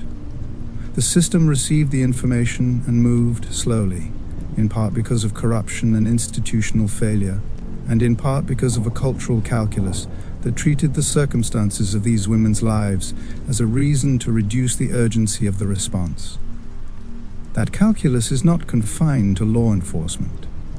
It lives in communities, in media coverage, in the attention that missing persons cases receive or do not receive based on the social position of the missing person. You are part of the community infrastructure that determines how much pressure a slow-moving investigation receives. The family members who kept showing up, who kept speaking to journalists, who kept the names of their loved ones in front of the public through years of stagnation. They were doing something that required more than love, though love was certainly part of it. They were doing the advocacy work that helped prevent these cases from disappearing permanently into the background. That work is available to all of us. It does not require a law degree or a platform. It requires the decision to treat every missing person's case as deserving the same attention you would want applied if the missing person was someone you loved. The third is psychological, and it is perhaps the most personally applicable. Proximity does not equal knowledge. Asa Ellerup shared a house and a bed and a life with Rex Heuermann for nearly 3 decades. Victoria worked in the same office. Christopher grew up in the same household. None of them knew. Not because they were incurious or inattentive or somehow failing at the basic work of human relationship, but because Rex Heuermann had constructed the version of himself available to them with the same precision he brought to everything else. And that version was complete enough and consistent enough that it left no visible gap for the real one to show through. The people closest to a person are not always the people who know them most fully. They are sometimes the people who have been given the most complete and most carefully maintained version of the performance. Genuine knowledge of another person requires not just proximity and time, but access. Real access to the parts of a person they've not curated for presentation. When that access is absent, what you have is not knowledge. It is a relationship built on a surface that someone else has designed. The fourth is the one that this entire case, from the discarded pizza crust to the 30-year investigation to the courtroom on April 8, 2026, makes undeniable ordinary courage, applied with persistence, breaks the most impenetrable cases. A witness remembered a green Chevrolet Avalanche. An investigator filed a phone record subpoena that connected a pattern of presence to a timeline of crimes. A forensic analyst ran a DNA comparison on material recovered from a piece of trash. None of those acts were heroic in the cinematic sense. None of them made headlines on their own. Each of them was a small, specific, professionally executed act of persistence in service of a case that had been open for decades. Collectively, they were everything. The most impenetrable seeming concealment in this case was not broken by a dramatic revelation. It was broken by people who kept doing the work long after the work stopped producing visible results, trusting that the evidence was there, and that the patience to find it was the only thing standing between 30 years of concealment and the courtroom where it finally came apart. Those 4 lessons belong to you now. You have been sitting with a heavy story tonight. Not heavy in the way that a story is heavy when it is told carelessly, when the darkness is the point, when the horror is the product, when the human beings at the center of the events are reduced to the circumstances of their suffering and offered up as content without context or care. This story has not been told that way. Every name in it belongs to a real person. Every detail has been handled with the understanding that the people these details belong to had families who are still living, still carrying what was taken from them, still present in a world that now has a formal, permanent record of what happened to the women they loved. That permanence is worth naming at the close of this story, because it is one of the things that justice, in its limited and imperfect form, actually provides. Rex Heuermann, on April 8, 2026, entered a guilty plea that placed the names of 8 women into the permanent legal record of what he did and who he was. Sandra Costilla, Karen Vergata, Jessica Taylor, Valerie Mack, Maureen Brainerd Barnes, Melissa Barthelemy, Megan Waterman, Amberlynn Costello, their names are in the record. His admission is in the record. The account he gave in that Suffolk County courtroom of what he did and how he did it and when and why is in the record. That record does not expire. It does not go cold. It does not get moved to a shelf and absorbed into the background noise of cases that have stopped generating institutional urgency. It is permanent, and the women whose lives it documents are, because of that permanence, no longer at risk of the second erasure that unresolved cases impose on their victims, the slow disappearance of a person into a case status that reads open, unsolved, unknown. The investigators who carried this case through 30 years of institutional dysfunction, political obstruction, dead ends, and the grinding, unremarkable daily labor of cold case work that never makes a highlight reel deserve to be named in this closing, not individually, because there were too many of them, and this story does not have the space to do them all justice, but collectively, as a category of people who made a choice that this case has made visible. The choice to keep working on something that had stopped generating the external pressure that makes work easy to justify. They kept working. They preserved the evidence. They maintained the institutional memory of cases that the surrounding environment kept trying to treat as resolved. And when the technology and the resources and the cross-agency cooperation finally reached the level that the case required, they were ready, because they had never stopped being ready. The families kept pushing. This too needs to be said directly and without qualification at the close of a story that has followed their waiting across decades. They pushed because they had no other option that was acceptable to them. Because accepting the alternative, accepting that the cases would remain open and the names would remain unaccounted for, and the man responsible would remain unidentified, was not something they were willing to do. Their refusal to accept that alternative is part of the evidentiary record of this case, in the way that is hardest to quantify and easiest to overlook. The sustained external pressure of people who would not let the system forget. It mattered. It was part of why the case got there.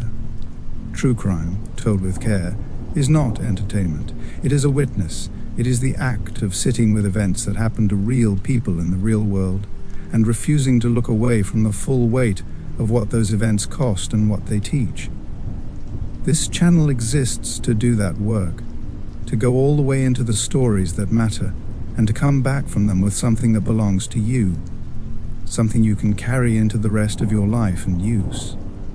Tonight, that something is the understanding that evil does not have a single face, that it operates most effectively through the performance of everything ordinary, and that the people who ultimately dismantle it are not extraordinary in any dramatic sense. They are persistent, they are precise, and they refuse long past the point where refusal is easy to stop. Sleep well tonight, knowing that the light always finds its way into the dark, not quickly, not cleanly, not without cost, but always, eventually, with the irrevocable finality of a man in a suit standing in a courtroom and saying the words out loud. If this story landed with you, share it right now with someone who needs to hear it, someone who needs to understand that the most dangerous face evil can wear is the ordinary one. Subscribe to the Bedtime Black Files so that the next story finds you, because there are more stories on this channel that deserve the same attention you gave this one tonight. Every week, we go all the way in, and we always come back with something worth carrying.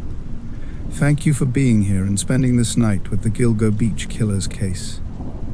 Rest now. See you on the next one.